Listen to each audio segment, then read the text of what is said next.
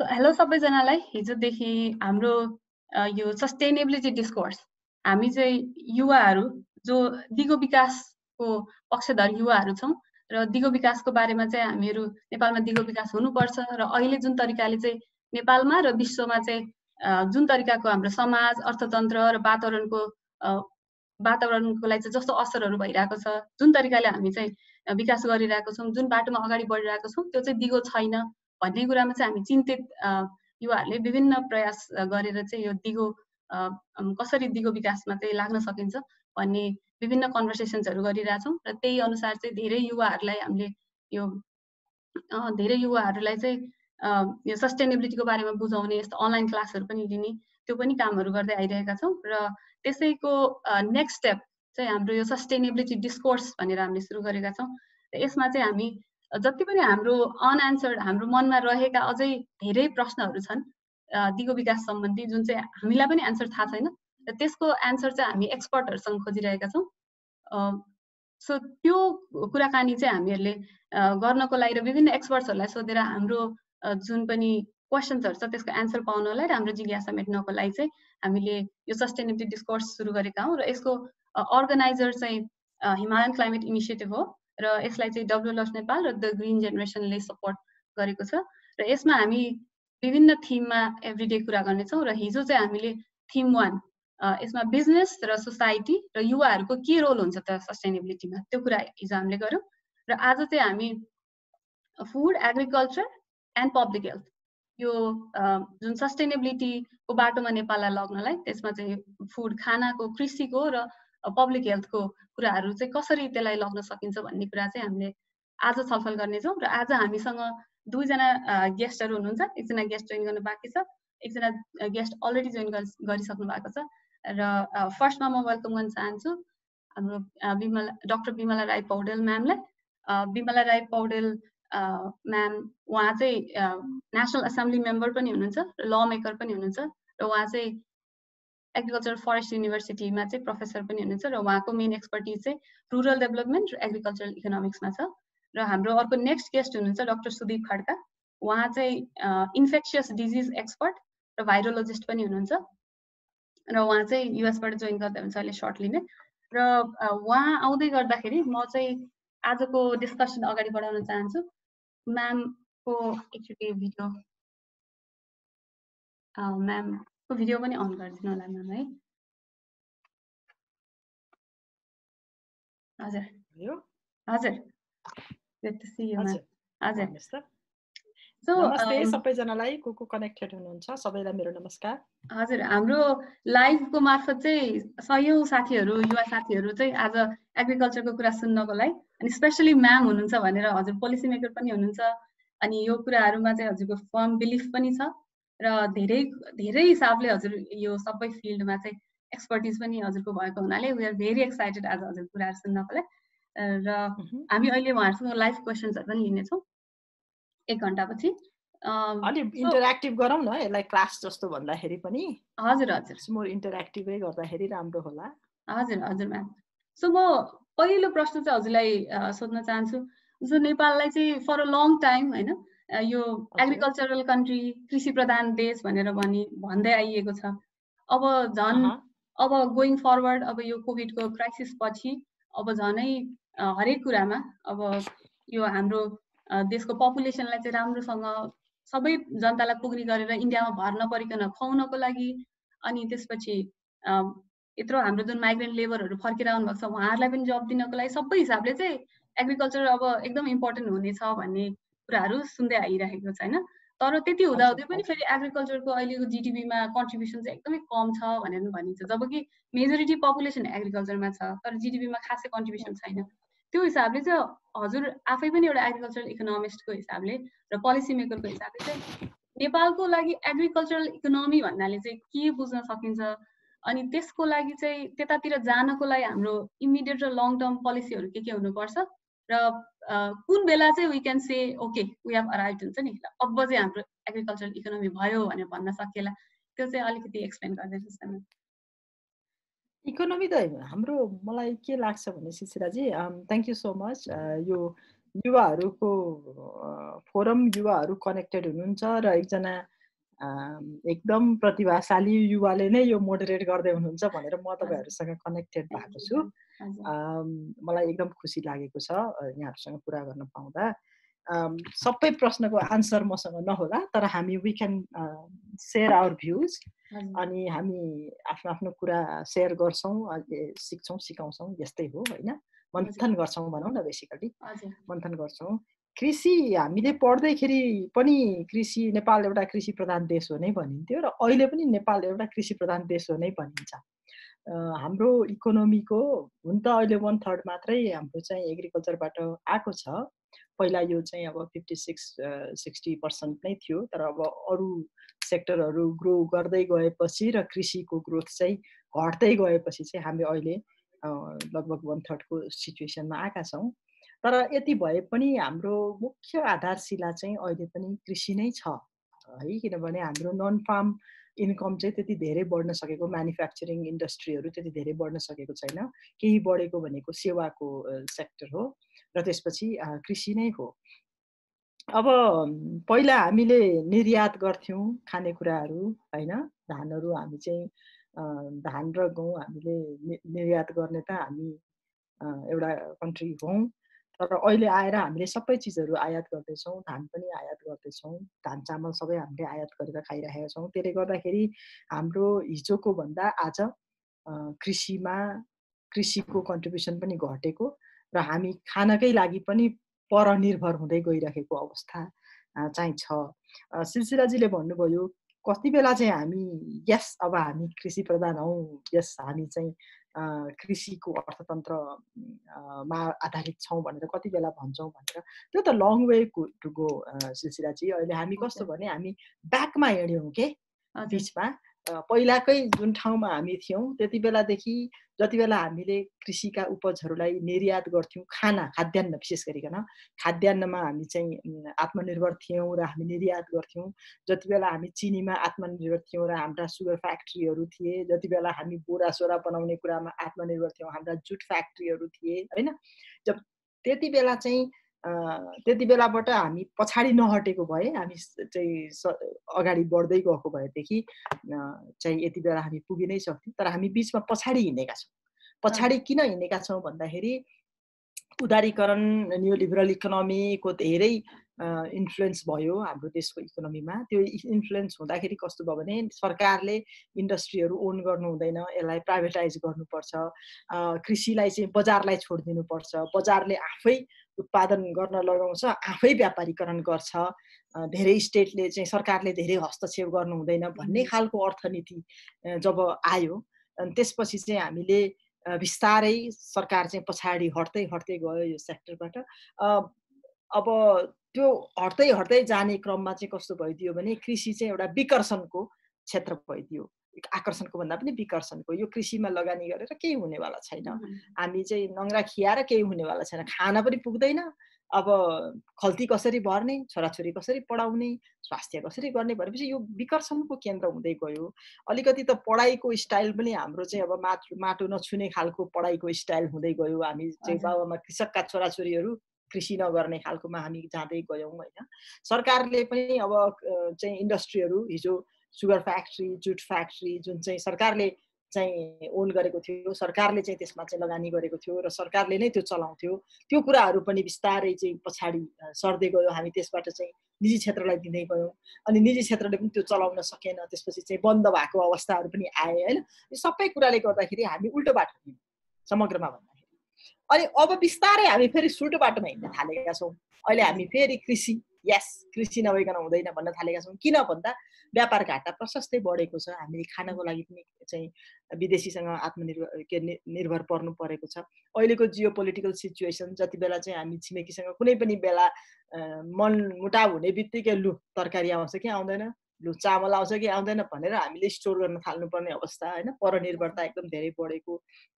कृषिमा विकर्षण हुँदाखेरि कृषकको छोरा हुँ भनेर हिम्मत साथ भन्न चाहिँ हिचकिचाउने अवस्था हुँदाखेरि थुप्रै किसानका छोराहरू चाहिँ अब अहिले गल्फमा गएर चाहिँ काम गर्नु परिरहेको अवस्था होइन।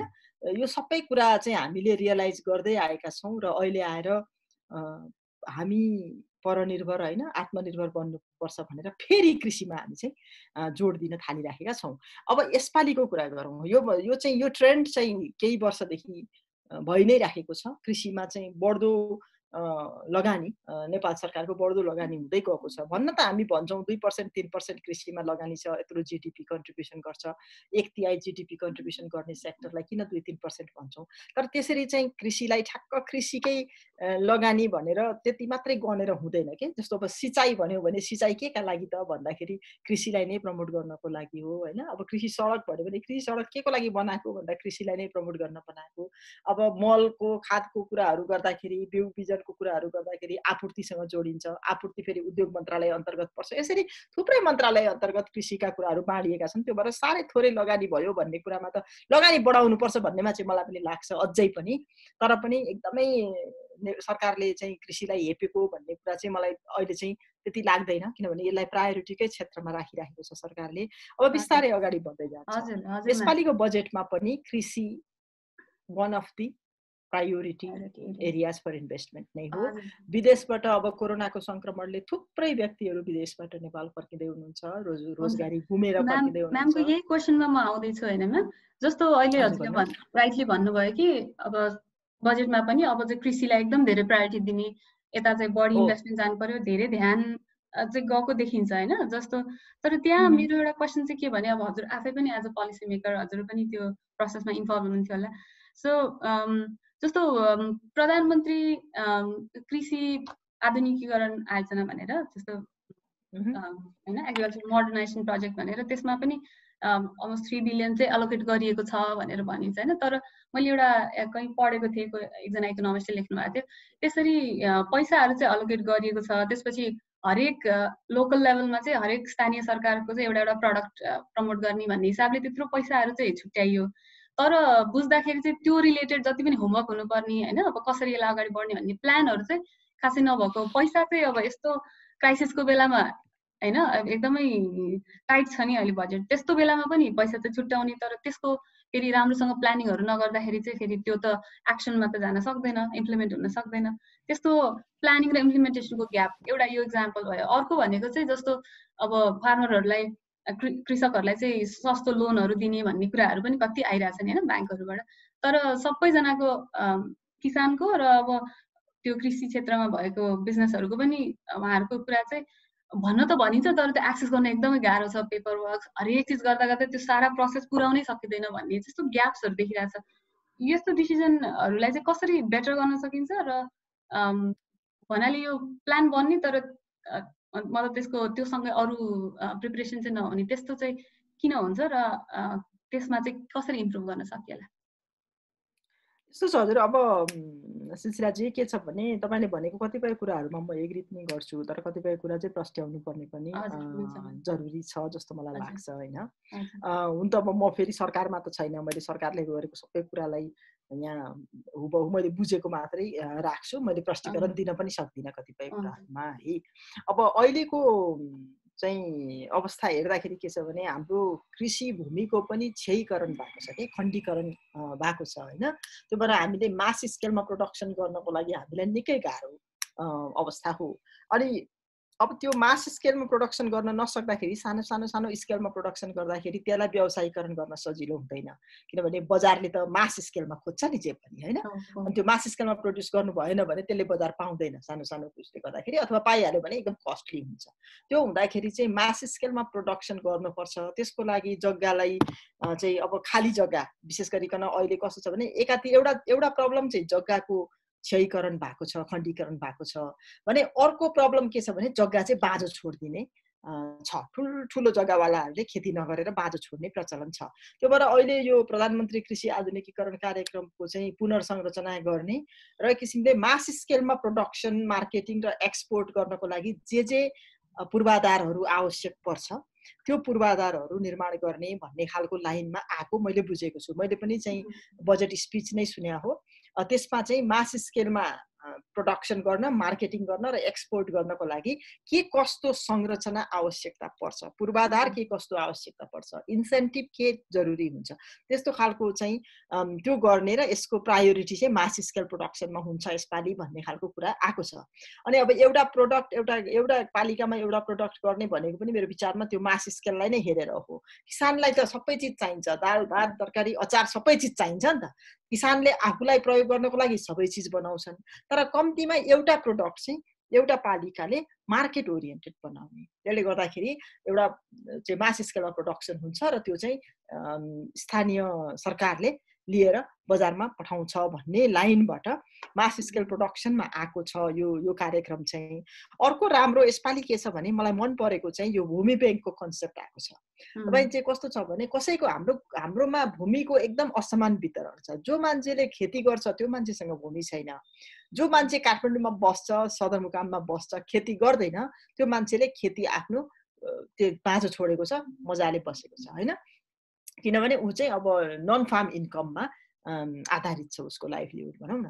अब त्यस्तोमा चाहिँ अहिले के गर्न थालिएको छ अब यसपालिदेखि भनेदेखि भूमि ब्याङ्क भनेर स्थापना गर्ने स्थानीय तहमा भनिएको छ। भूमि ब्याङ्कमा चाहिँ त्यहाँ जोसँग भूमि छ उनीहरूले लगेर त्यहाँ ब्याङ्कमा राख्ने त्यो भूमिलाई हैन, लगेर रजिस्टर गराउने, मेरो यति जग्गा छ, यो जग्गा चाहिँ मैले खेतीपाती गर्दिनँ, त्यो भएर मैले यहाँ राखेँ भनेर राख्न लगाउने। अनि जसको खेती छैन तर खेतीमा इन्भेस्ट गर्न चाहन्छन्, अब अहिले लाखौँ युवाहरू चाहिँ फर्किन्छन्। अब त्यो फर्किनेहरूले त उहाँ त कमर्सियल फार्मिङ सिकेर आएका छन् नि त, एउटा स्किल त लिएर आएका छन् भनेपछि, अथवा चाहिँ म नेपालमै गरी खान्छु भन्ने चाहिँ एउटा भिजन लिएर आएका छन् भनेदेखि उनीहरूलाई आउने बित्तिकै त जग्गा पाउँदैन उनीहरूले, भनेपछि उनीहरूलाई पनि त्यो जग्गा लिजाउमा दिन सकिने भयो। यसरी चाहिँ अनि एउटा स्थानीय तहले चाहिँ मध्यस्थताको काम गरेर जग्गा राख्नेले इन्ट्रेस्ट बापत केही न केही प्रोडक्ट पाउँछ, जग्गाको इन्ट्रेस्ट केही न केही पाउँछ र त्यो जग्गा खाली बस्दैन, अर्कोले गर्न पाउँछ। त्यो भूमि ब्याङ्कको कन्सेप्ट जुन आएको छ त्यसले त्यो निकै राम्रो इनिसिएटिभ एउटा मलाई लागेको छ। अर्को तपाईँले अघि भन्नुभयो किसानहरूले सेवा पनि पाउँदैनन् के। हामीहरूमा समस्या के छ भने किसानहरूले प्राविधिक सेवा, प्राविधिक त्यो सहयोगहरू पनि पाउँदैनन्, भनेको बेलामा यन्त्रहरू पनि, कृषि यन्त्रहरू पनि छैन, भनेको बेलामा मल बिउको खडेरी नै पर्छ, सिँचाइको आवश्यकता छ भनेको बेलामा पाइँदैन, किरा लाग्छ के औषधि हाल्ने, न औषधि पाउँछ न जानकारी पाइन्छ, त्यो खालको अवस्था छ नि त अहिले त। त्यसले गर्दाखेरि अहिले यसपालि अर्को राम्रो चाहिँ अब मैले अलिकति पोजिटिभली हेर्दैछु, राम्रो अर्को मैले के देखेको छु यसपालिको नीति कार्यक्रममा भनेदेखि चाहिँ किसानहरूलाई स्थानीय तहमा सूचीकृत गर्ने भनिएको छ। चाहिँ किसानहरूलाई परिचय पत्र, कृषक परिचय पत्रको व्यवस्था गरेर उनीहरूलाई सूचीकृत गर्ने। सूचीकृत गरिसकेपछि त्यो सूचीकृत किसानहरूलाई क्याटेगोरिकल्ली जे इनपुटहरू चाहिन्छ त्यो चाहिँ स्थानीय सरकारले प्रोभाइड गर्ने भन्ने खालको लाइनमा आएको छ। त्यो पनि अलिकति चाहिँ हाम्रो यो प्राविधिक सहयोगलाई जुन पुगिरहेको छैन त्यसलाई अलिकति रेगुलेट गर्न खोजेको हो कि जस्तो चाहिँ मलाई लाग्छ। अब खाली जमिनको कसैले कलेक्टिभ रूपमा सबैजना मिलेर खाली जमिनको सदुपयोग गर्छौँ, हामी यहाँ चाहिँ कमर्सियल फार्मिङ गर्छौँ, यो जग्गा चाहिँ हामी लिन्छौँ भनेर कोही युवाहरूको समूह यदि जान्छ भने उनीहरूलाई मलको व्यवस्था, उनीहरूलाई उन्नत बिउ आपूर्ति र वितरणको व्यवस्था, उनीहरूलाई सिँचाइ क्षेत्रको चाहिँ व्यवस्था चाहिँ गर्ने भनेर सरकारले भनेको छ। यो सबै कुराहरूले गर्दाखेरि अलिकति चाहिँ कृषिलाई प्राथमिकतामा त पहिला पनि दिएकै हो, तर के नपुगिरहेको संरचनागत रूपमै भूमिको असमान वितरण, सेवा सुविधामा पहुँच नहुने, जग्गा नहुने खालको कुरालाई चाहिँ यसले अलिकति सुधार गर्न खोजेको हो कि जस्तो चाहिँ मलाई लाग्छ। त्यो भएर अनि अर्को चाहिँ के छ भने किसानलाई त्यो राहत दिने। अब मैले बारम्बार भन्दै आएको एउटा कुरा चाहिँ के हो भनेदेखि किसानले उत्पादन गर्छन्, बजार पाउँदैनन्। बजार कस्तो रहेछ भने अब अहिले हामी यहाँ भारतबाट आएको तरकारी चाहिँ सस्तोमा पाउँछ लिइरहेका छौँ, किसानले चाहिँ आफ्नो तरकारी बिक्री गर्न पाइरहेको छैन नि त, अवस्था त त्यो छ नि त। त्यसले गर्दाखेरि अनि किसानको खेतीमा चाहिँ फेरि 2 रुपियाँ किलो बन्ता बिक्री भयो अरे भन्ने सुन्छौँ हामी यहाँ 40 रुपियाँ 45 रुपियाँ किलो त अहिले पनि किनेर खाइरहेछौँ।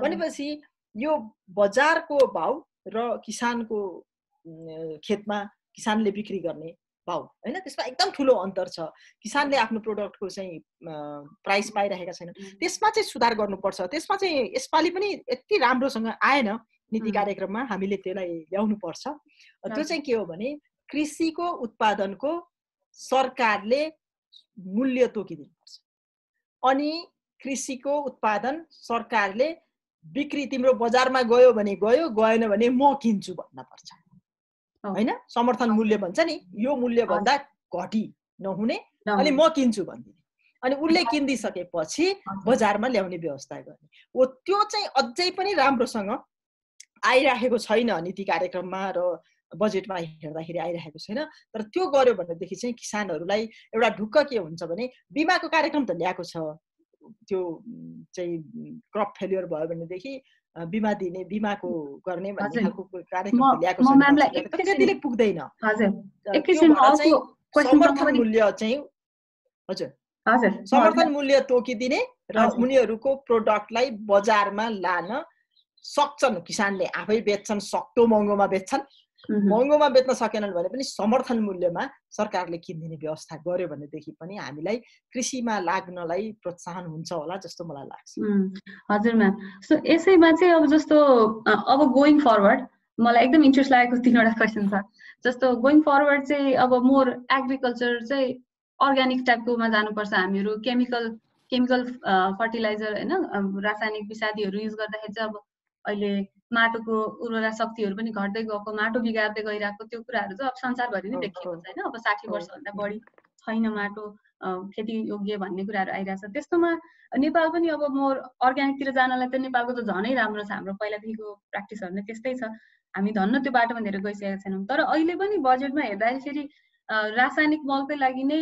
यो मसँग एउटा फिगर छ हजुरले यसलाई करेक्ट पनि गर्नु होला यदि यो छ भने 41 बिलियन जस्तो चाहिँ रासायनिक मलको लागि छुट्याएको छ फेरि अहिले पनि भनेपछि यो अलिकति हाम्रो मिसम्याच अर्ग्यानिकतिर जानुपर्ने तर फेरि स्टिल पैसा जति रासायनिकमै हाल्ने यो गर्दाखेरि त अलिकति कन्ट्राडिक्टरी भएन र म्याम एकदमै हो तपाईले भन्नुभएको हामीले पनि भनिराखेका छौँ कृषि मन्त्रालयले एउटा यो अर्ग्यानिक एग्रिकल्चरमा हाई लेभल टास्क टिम भनेर एउटा गठन पनि गरेको थियो म आफै पनि त्यसको सदस्य हुँ त्यो हिसाबमा मलाई पनि एउटा दुःख लागेको कुरा चाहिँ त्यो हो तर हामीले के चाहिँ बिर्सिनु भएन भने हामीले धेरै कुराहरू बिगारिसकेका छौँ सुधार्न टाइम लाग्छ हैन अब यो रासायनिक मलको केसमा हामी अझै पनि उल्टो बाटो नै हिँड्दैछौँ र अझै पनि केही समय उल्टो बाटो हिँड्छौँ नै जस्तो लाग्छ मलाई तर कुरो के छ भने जहाँ नेपालको त्यो जियोग्राफिक हेर्दाखेरि चाहिँ हाम्रा कतिपय ठाउँहरूमा हामी अहिले नै अर्ग्यानिक भनेर जान सक्छौँ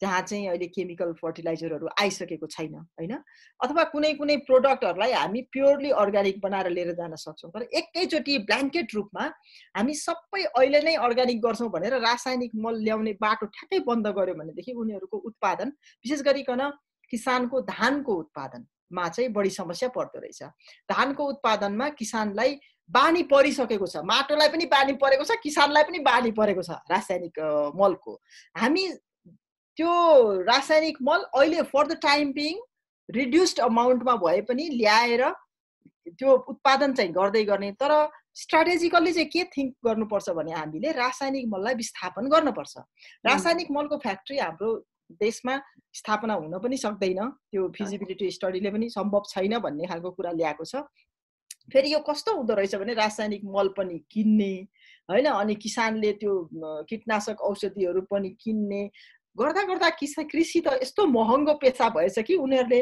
त्यो कृषिमा यति धेरै इन्भेस्ट गर्छन् उत्पादनले मूल्य पाउँदैन त्यो समस्या भएर घाटाको बिजनेस भइरहेको छ हामीले चाहिँ सरकारलाई के सजेस्ट गरेको भनेदेखि अहिले नै कम्तीमा एउटा प्रदेशमा एउटा प्राङ्गारिक मल उत्पादन गर्ने पूर्वाधार बनाऊ प्रदेशमा एउटा हैन प्राङ्गारिक मल उत्पादन गर्न थालौं अनि बिस्तारै सब्स्टिट्युट गर्ने हो हामीले राम्रो प्राङ्गारिक मल बनायौं राम्रो प्राङ्गारिक औषधिहरू बनायौं हैन अब किरा फट्याङ्ग्रा त लाग्छन् मार्नु त पर्यो तर राम्रो प्राङ्गारिक रूपमै चाहिँ नेचुरली एकदम सेफ खालको चाहिँ औषधिहरू विषादीहरू बनायौं विषादी त नबनाऊ औषधि बनाऊ अब हैन विषादी भनेको मोर चाहिँ केमिकलमै जाउँ त्यसले गर्दाखेरि औषधिहरू बनायौं र चाहिँ रासायनिक मलको सट्टामा प्रयोग गर्न सकिने एकदमै सबै किसानको पहुँच हुने खालको अर्ग्यानिक मल बनाउन थाल्यौँ भने बिस्तारै त्यो चाहिँ आफै कम हुँदै जान्छ। तर हामीले त्यतातिर चाहिँ अझै पनि गएको छैनौँ। त्यो जान जरुरी छ, किनभने हामीले माटो पनि बिगारिसक्यौँ, हामीले हाम्रो स्वास्थ्य पनि बिगारिसक्यौँ। हामी यति धेरै परनिर्भर भएको छौँ कि छिमेकी देशसँग हाम्रो यस्तै हो, जहिले पनि चाहिँ कचा कचा कचा कचा झगडा भइरहन्छ। यही झगडा हुँदाखेरि एकचोटि उसले चाहिँ अब रासायनिक मल बन्द गरिदिन्छु भन्यो भने हाम्रो किसानहरू यहाँ छटपटाउनु पर्ने हुन्छ। यो अवस्थाबाट पनि हामीले आत्मनिर्भर अर्थतन्त्र बनाउने भनेपछि त हामीले नै उत्पादन गर्नु पर्यो के। तर हामीले उत्पादन गर्न रासायनिक मलमा जानुपर्छ भन्ने जरुरी छैन नि, हामी अर्ग्यानिक मलमा जान चाहन्छौँ। अहिले नै हेर्नुहोस् न, गडेउलाको मल अहिले त्यो भर्मी कम्पोस्ट कस्तो राम्रोसँग त्यसको व्यापार भइराखेको छ भनेपछि यस्ता ठुल्ठुला चाहिँ हामीले भर्मी कम्पोस्टहरू बनाउने ठाउँहरू चाहिँ एउटा पालिकामा 2-3टा इस्टाब्लिस गरिदिने हो भने पनि गाउँभरिका फोहोरहरू लगेर त्यहाँ भर्मी कम्पोस्ट बनाउँछन् होला। गाउँभरि कोअपरेटिभले बनाउन सक्छ, कोअपरेटिभले चाहिँ थुप्रै चाहिँ त्यो गडेउलाको मल उत्पादन गरेर आफ्ना सदस्यहरूलाई बाँड्न सक्छ। अनि एउटा ठुलो स्केलमा प्रदेशमा एउटा चाहिँ अर्ग्यानिक मलहरू बनाउन थाल्यौँ भनेदेखि चाहिँ सुल्टोबाट हिँड्न थाल्छौँ। अहिले नै पुरै विस्थापन गर्ने भन्ने किसिमको जुन कन्सेप्ट छ त्यो चाहिँ अहिले तुरुन्तै सम्भव छैन, किनभने किसानले पनि त्यो एक्सेप्ट गर्दैनन्, किनभने उनीहरूलाई आजै अहिले नै धान रोप्नु छ, अब कहिले त्यो फ्याक्ट्री बन्ला भन्ने। हजुर, अलमोस्ट लाइक जस्तो ड्रग एडिक्सन कसैलाई भइहाल्यो भने पनि उसलाई त बिस्तारै हटाउनु पर्ने जस्तो खालको भयो नि त। तर बाटो सुल्टो हिँड्नुपर्छ, बाटो चाहिँ उल्टो हिँड्नु हुँदैन, त्यही हो। हजुर। अनि म्याम यसमा मैले अर्को कुरा जोड्न चाहेको चाहिँ मल त एउटा एस्पेक्ट भयो होइन, मलले पनि धेरै त्यो जुन कृषिको लागतको कुरा गर्नुभयो हजुरले, त्यसमा मलले पनि धेरै कुरा एड गरिरहेछ। तर त्यसमा फेरि अब विषादीको कुराहरू पनि आउँछ। अब हुँदा हुँदै अब त झन् हामीले बिउ पनि यति धेरै इन्डियाबाट किन्छौँ, अनि यो विभिन्न कम्पनीहरू फेरि अब यो बिउमा पनि मोनोपोली हुँदै गइरहेको छ। हाम्रो आफ्नो लोकल स्थानीय बिउहरू जुन फ्रीमा हुन्थ्यो पहिला, त्यसको सट्टा अहिले चाहिँ किन्नुपर्ने खालको भएर चाहिँ एकदम, अनि त्यति गरेर फेरि उत्पादन गरेपछि पनि फेरि बेच्नेको ग्यारेन्टी नहुने होइन। कहिले चाहिँ अहिले त धेरै खेतमै पनि कुहाएर फाल्नुपर्ने जस्तो पनि देखिरहेछ, अथवा बेचिहाल्यो भने नि एकदमै भनौँ न 1 रुपियाँ 2 रुपियाँमा चाहिँ फाल्नुपर्ने त्यस्तो खालको अवस्थाहरू छ। त्यसले गर्दाखेरि जस्तो इन्डियामा पनि एकदम धेरै यो फार्मरको सुसाइड चाहिँ एकदम रेटहरू चाहिँ एकदम हाई चाहिँ देखिन्छ नि होइन। सो नेपालमा पनि त्यस्तो नहोस् भन्नको लागि हजुरले मलको त अघि धेरै कुरा गर्नुभयो, त्यस्तै अरू एस्पेक्टहरूमा पनि त्यस्तै हालत चाहिँ नेपालको पनि किसानको नहोस्, र अघि भने जस्तो यो चाहिँ मोर ल्युक्रेटिभ, यो चाहिँ जानुपर्छ, अलिकति एट्र्याक्टिभ खालको सेक्टर बनोस् र त्यस्तो खालको मार चाहिँ उसलाई नपरोस् कृषकहरूलाई भन्नलाई चाहिँ अरू के गर्न सकेला, के गर्नुपर्छ होला? किसानलाई पहिलो कुरा त संरक्षणकै कुरा हो है। किसान किन मर्छ भने आफ्नो भए जति सबै कुरा इन्भेस्ट गरेर आफ्ना सबै चाहिँ पाखुरादेखि लिएर आफ्नो आम्दानी, आफ्ना भएका चाहिँ सेभिङहरू सबै त्यहाँ खर्च गरेर, बचत खर्च गरेर केही उत्पादन गर्न खोज्छ। उत्पादन गर्न खोज्दाखेरि हामी अझै पनि कस्तो छ भने हाम्रो नेपालमा पनि भारतमा पनि हामी फुल्ली मेकानाइज पनि भइसकेका छैनौँ। अनि हामी चाहिँ अहिले पनि हामी वेदरमा भर पर्छौँ। हाम्रो चाहिँ हावापानीमै भर पर्ने हो नि त हामी त होइन। वेदरमा मौसम कस्तो हुन्छ त्यही अनुसार चाहिँ हाम्रो फसल हुन्छ। त्यसले गर्दा वेदरमै डिपेन्डेन्ट गरेको कृषि छ। कहिलेकाहीँ वेदर साफ बिग्रियो भने पनि हामीले जति इन्भेस्ट गरे पनि हाम्रो फसल लाग्दैन। अनि कहिलेकाहीँ चाहिँ वेदर राम्रो भयो, हामीले फसल उत्पादन गऱ्यौँ भने पनि धेरैले त्यो फसल उत्पादन गरिदिएको हुन्छ, समर्थन मूल्य नहुँदाखेरि हामी घाटामा जान्छौँ। किसान मर्ने भनेको घाटामा गएर हो। त्यो भएर चाहिँ किसानलाई संरक्षण गर्नु। संरक्षण गर्ने भनेको उत्पादनको लागि पनि के सहयोग चाहिएको हो, उत्पादन लागत पनि दिन पर्यो। किसानलाई एउटा कुरा के सम्झिनु पर्यो भने किसानले हामीसँग माग्ने होइन कि हामीले किसानलाई हाम्रो लागि खाना उत्पादन गरिदेऊ भन्ने कल्चर विकास गर्नुपर्नेछ। मान्छेले भन्छन् नि तिमी कस्तो हौ भन्ने कुरा चाहिँ तिमी के खान्छौ त्यो मलाई भन, अनि म तिमी कस्तो हौ भन्ने कुरा भन्छु। र हामीले के खान्छौँ त्यसको आधारमा हामी को हौँ भन्ने कुरा डिटर्मिन हुन्छ। भनेपछि खाना त्यति महत्त्वपूर्ण हो। त्यो खाना उब्जाउने कसले हो भन्दा किसानले हो। हामी यहाँ के बुझ्छौँ भने किसानलाई राहत दिनु पर्यो, अथवा किसान भनेको चाहिँ एउटा के भने सहयोग याचना मागिरहेको व्यक्ति अनि हामी चाहिँ दिने व्यक्ति भन्ने सोच्छौँ। त्यो नभएर के हुनु पर्यो भने किसान अन्नदाता हो, हामीलाई बचाउने मान्छे हो, र हामीलाई बचाइदिनुस् भनेर किसानलाई हामीले ढोग्न पर्यो। किसानलाई हामीले ढोग्ने भनेको के हो भनेदेखि उत्पादन गर्नको लागि लागत पनि हामीले हेर्न पर्यो, दिन पर्यो, सुविधा पनि दिन पर्यो, उत्पादन भइसकेपछि ग्यारेन्टी पनि दिनु पर्यो। अनि आवश्यक प्रविधि, आवश्यक चाहिँ सूचना, अब अहिले जलवायु परिवर्तनको अवस्थाले, जलवायु परिवर्तनमा चाहिँ जुन किसिमको अहिले चाहिँ परिवर्तन आइराखेको छ त्यसले पनि कृषिमा एकदम ठुलो नकारात्मक असर पारिरहेको छ। त्यसले गर्दाखेरि त्योबाट पनि किसानलाई बचाउनु पर्ने छ, इन्स्योरेन्सको कुराहरू पनि छ। यो संरक्षण हामीले किसानलाई संरक्षण गर्ने खालको त्यो पनि त्यो राहतको लागि होइन, हाम्रो अन्नदाता हो, हामीले किसानलाई बचाएन भने हामी मर्छौँ भन्ने हिसाबबाट आउनु पर्यो। त्यसरी हामीले चाहिँ सेवा सुविधा पुर्यायौँ भनेदेखि किसानले मर्नुपर्ने दिन आउँदैन। तर हामीले छट्टै छोड्यौँ र किसानलाई चाहिँ हेप्यौँ भने, अहिले पनि हामीले हेपिराखेका छौँ किसान, हेप्यौँ भने कृषि पेसा मर्यादित हुन सकेन भने, कृषि पेसा फाइदाजनक हुन सकेन भने नेपालमा पनि त्यस्तो दिन नआउला भन्न सकिन्छ। हजुर, थ्याङ्क यू म्याम। अहिले हाम्रो नेक्स्ट गेस्ट हाम्रो health expert doctor Sudeep Khadka पनि जोइन गर्न सक्नु भएको छ। उहाँ चाहिँ हजुर नमस्ते डाक्टर सुदीप। उहाँ चाहिँ युएसबाट जोइन गर्नुभएको छ। उहाँको लागि एकदमै धेरै अर्ली भएको थियो, त्यही भएर थोरै टाइमिङ चाहिँ अलिकति भएको। अब हामीले अहिले हजुर अहिले हामीले एग्रिकल्चरको कुराहरू गरिरहेको थियौँ बिमला म्यामसँग। अब अलिकति चाहिँ म अहिले त्यो जुन हाम्रो एग्रिकल्चर फुडको कुरा फेरि हेल्थसँग पनि जोडेर आउँछ, म त्यसमा फेरि जोड्ने छु म्यामलाई। त्योभन्दा पहिला चाहिँ मेरो अलिकति अहिले हामी कोरोनाकै यो अब भनौँ न कोरोनाकै क्राइसिसकै बिचमा भएको हुनाले केही प्रश्नहरू चाहिँ यो कोरोना रिलेटेडै पनि मैले डाक्टर सुदीपको लागि राखिरहेको थिएँ। त्यो चाहिँ अलिकति उहाँलाई सोध्न चाहन्छु होइन। त्यसमा अब फर्स्ट क्वेसन चाहिँ मेरो यो जुन क्राइसिस भयो यसले त धेरै कुराहरूको बारेमा रियालिटिजहरू एक्सपोज गरिदिएको छ होइन संसारभरि नै। अब इकोनोमीको बारेमा, सोसाइटीको बारेमा, हेल्थ केयरको बारेमा।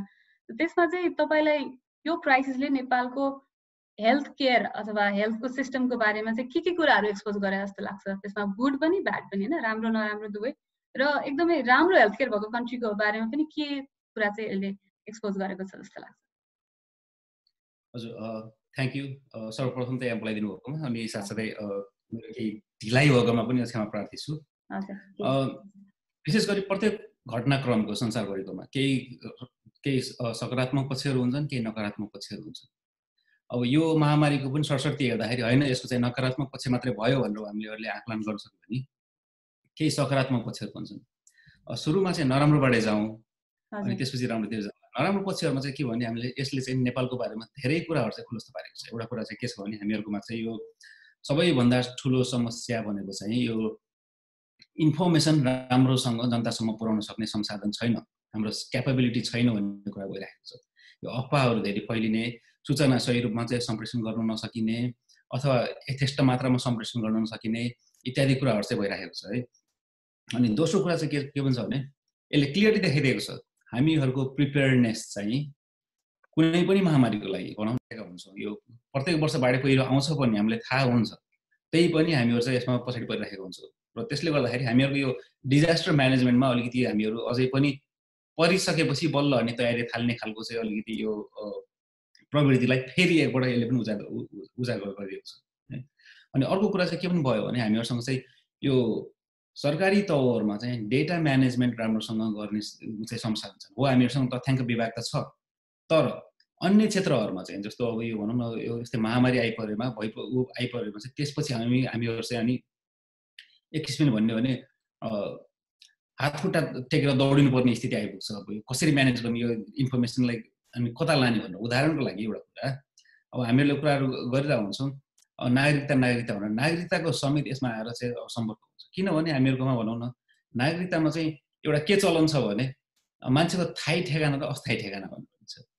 सुरुवाती चरणमा चाहिँ कतिपय ठाउँहरूमा त्यही समस्या आयो कि सङ्क्रमित हुन्छ एकजना अनि त्यसपछि ठेगाना एकातिरको हुन्छ, बसोबास एकातिरको हुन्छ, मान्छे कहाँ बस्ने हो के हो थाहै छैन। अहिले आएर कन्ट्याक्ट ट्रेसिङमा कति गाह्रो पारे त्यसले चाहिँ एकजना बिरामी हुँदै गर्दाखेरि घरि चाहिँ होइन यो मान्छे दाङको हो भनेको छ, घरि यो मान्छे चाहिँ होइन यो त बानेश्वरको हो अरे भनेको छ, अब कताको हो केही अत्तो छैन। ती लगायतका कुराहरूले गर्दाखेरि अब क्वारेन्टिन गर्दाखेरि इत्यादि कुराहरूले गर्दाखेरि चाहिँ त्यो अलिकति त्यो समस्या परिरहेको छ। एउटा नेसनल डेटाबेस चाहिँ त्यसरी चाहिँदो रहेछ, सरकारी तौरमा एउटा म्यानेज गर्नुपर्ने रहेछ भनेर चाहिँ अनि त्यसले पनि एउटा उजागर गरेको छ है। तर त्यतिकै हुँदा पनि सबै कुरा नराम्रो पनि होइन, राम्रो कुराहरू के पनि छन्। जस्तो राम्रो कुराहरू हेर्ने भने जनस्तरमा चाहिँ अहिलेको महामारीले जतिको यो स्वास्थ्य सम्बन्धी जनचेतना चाहिँ अरू कुनै पनि महामारीले पहिला फैलाएको थिएन होला। विशेष गरी अहिलेको यो पुस्ताको लागि त यो पहिलो महामारी हो जसले गर्दाखेरि चाहिँ सारा देशभरि संसारभरि नै यसले चाहिँ अलिकति छाइराखेको छ है। अनि अर्को कुरा, अनि हामीहरूले हाइजिन भन्नु त भन्छौँ होइन, हामीहरूले अब हामीहरू नुहाउँछौँ यताउति भन्छौँ, तर वास्तविक रूपमा चाहिँ हाइजिनको कति महत्त्व रहेछ त भन्ने कुराहरू पनि अहिले यसले देखाइरहेको छ। हात धोइराख्नुपर्ने नियमित, एकअर्काबाट अलिकति सेफ डिस्टेन्स गर्नुपर्ने लगायतका कुराहरूले केवल यो रोग मात्र होइन कि भोलि गएर रुवा, खोकी, इन्फ्लुएन्जा, फ्लू, अब बर्ड फ्लू लगायत विभिन्न रोगहरू पनि सर्नको लागि चाहिँ यसले चाहिँ रोगआउट ल्याउनलाई केही मद्दत गर्दैन छ है। अनि अर्को अघि हजुरहरूले भन्नु चाहिँ भए जस्तो यो न्युट्रिसन सम्बन्धी कुराहरू पनि निकै नै आइरहेका छन् है। मानिसहरूलाई चाहिँ अहिले चाहिँ आएर बल्ल अवेरनेस भइरहेको छ होइन, रोगसँग चाहिँ लड्नु पर्दो रहेछ, लड्नको लागि चाहिँ कतिलो फुड चाहिँदो रहेछ भनेर। कतिपय कुराहरूमा चाहिँ हाम्रै नेपालकै फुडहरूको बारेमा पनि अहिले चाहिँ अब चियो चर्चो र चासो अलिकति ज्यादा सुरु भएको छ। पहिला चाहिँ हामीहरू खालि हामी नेपाली हो त्यही भएर दाल भात खाइन्छ, हाम्रो दाल भात राम्रो भनेर भनिन्थ्यो भने अहिले चाहिँ त्यसको एक्चुअली के छ त त्यसमा न्युट्रिसनल भ्यालु भन्ने किसिमले चाहिँ मानिसहरूले धेरै बुझ्न थालिरहेको छ। अनि त्यसपछि अर्को कुरा चाहिँ मैले देखेको एउटा चाहिँ यो हेल्थ केयर फेसिलिटीहरू पनि हामीहरूलाई राम्रोसँग चाहिँदो रहेछ, प्रत्येक ठाउँमा चाहिँ यस्तो यस्तो आवश्यकता रहेछ, हामीहरूसँग एउटा जिल्ला अस्पताल भएर हुँदैन भन्ने लगायतका यी कुराहरू पनि रहेछ है। अनि अर्को सबैभन्दा महत्त्वपूर्ण कुरो चाहिँ मलाई के लागिरहेको छ भने यो चाहिँ मानिसहरूलाई यो टेस्टहरूको सम्बन्धी हो भने जस्तो अहिले देखियो नि अब आरडिटी र पिसिआरको टेस्टको यहाँ भद्रगोल हुँदाहुँदै मानिसहरूलाई के थाहा भयो भने टेस्ट भनिए पनि प्रत्येक टेस्टहरू फरक हुँदो रहेछ, यिनीहरूको बिचमा चाहिँ के असमानता हुँदो रहेछ। अब यसले गर्दा सबकन्सियसली मानिसहरूलाई के गराउँछ, भोलि गएर कुनै पनि रोगको लागि टेस्ट गराउनु परेमा मानिसहरूलाई चाहिँ के हो त यो टेस्ट, यसले के देखाउँछ, यो कोरोनाको जस्तो के आरडिटी जस्तो हो, यो चाहिँ रोग लागिसकेपछि पछि देखाउने कि रोग पत्ता लगाउन गरिने टेस्ट हो यो भन्ने टाइपका यो कुराहरू सबकन्सियसली नै हाम्रो माइन्डमा छिरिसकेका छन्। यसले गर्दाखेरि भोलिको लागि अलिकति जागरण बढाउनलाई धेरै मद्दत गर्छ जस्तो लाग्छ मलाई। हजुर, अनि त्यो सँगसँगै म अर्को पनि हजुरलाई क्वेसन राख्छु जुन फेरि गएर पछि हाम्रो फुडसँग पनि जोडिन्छ।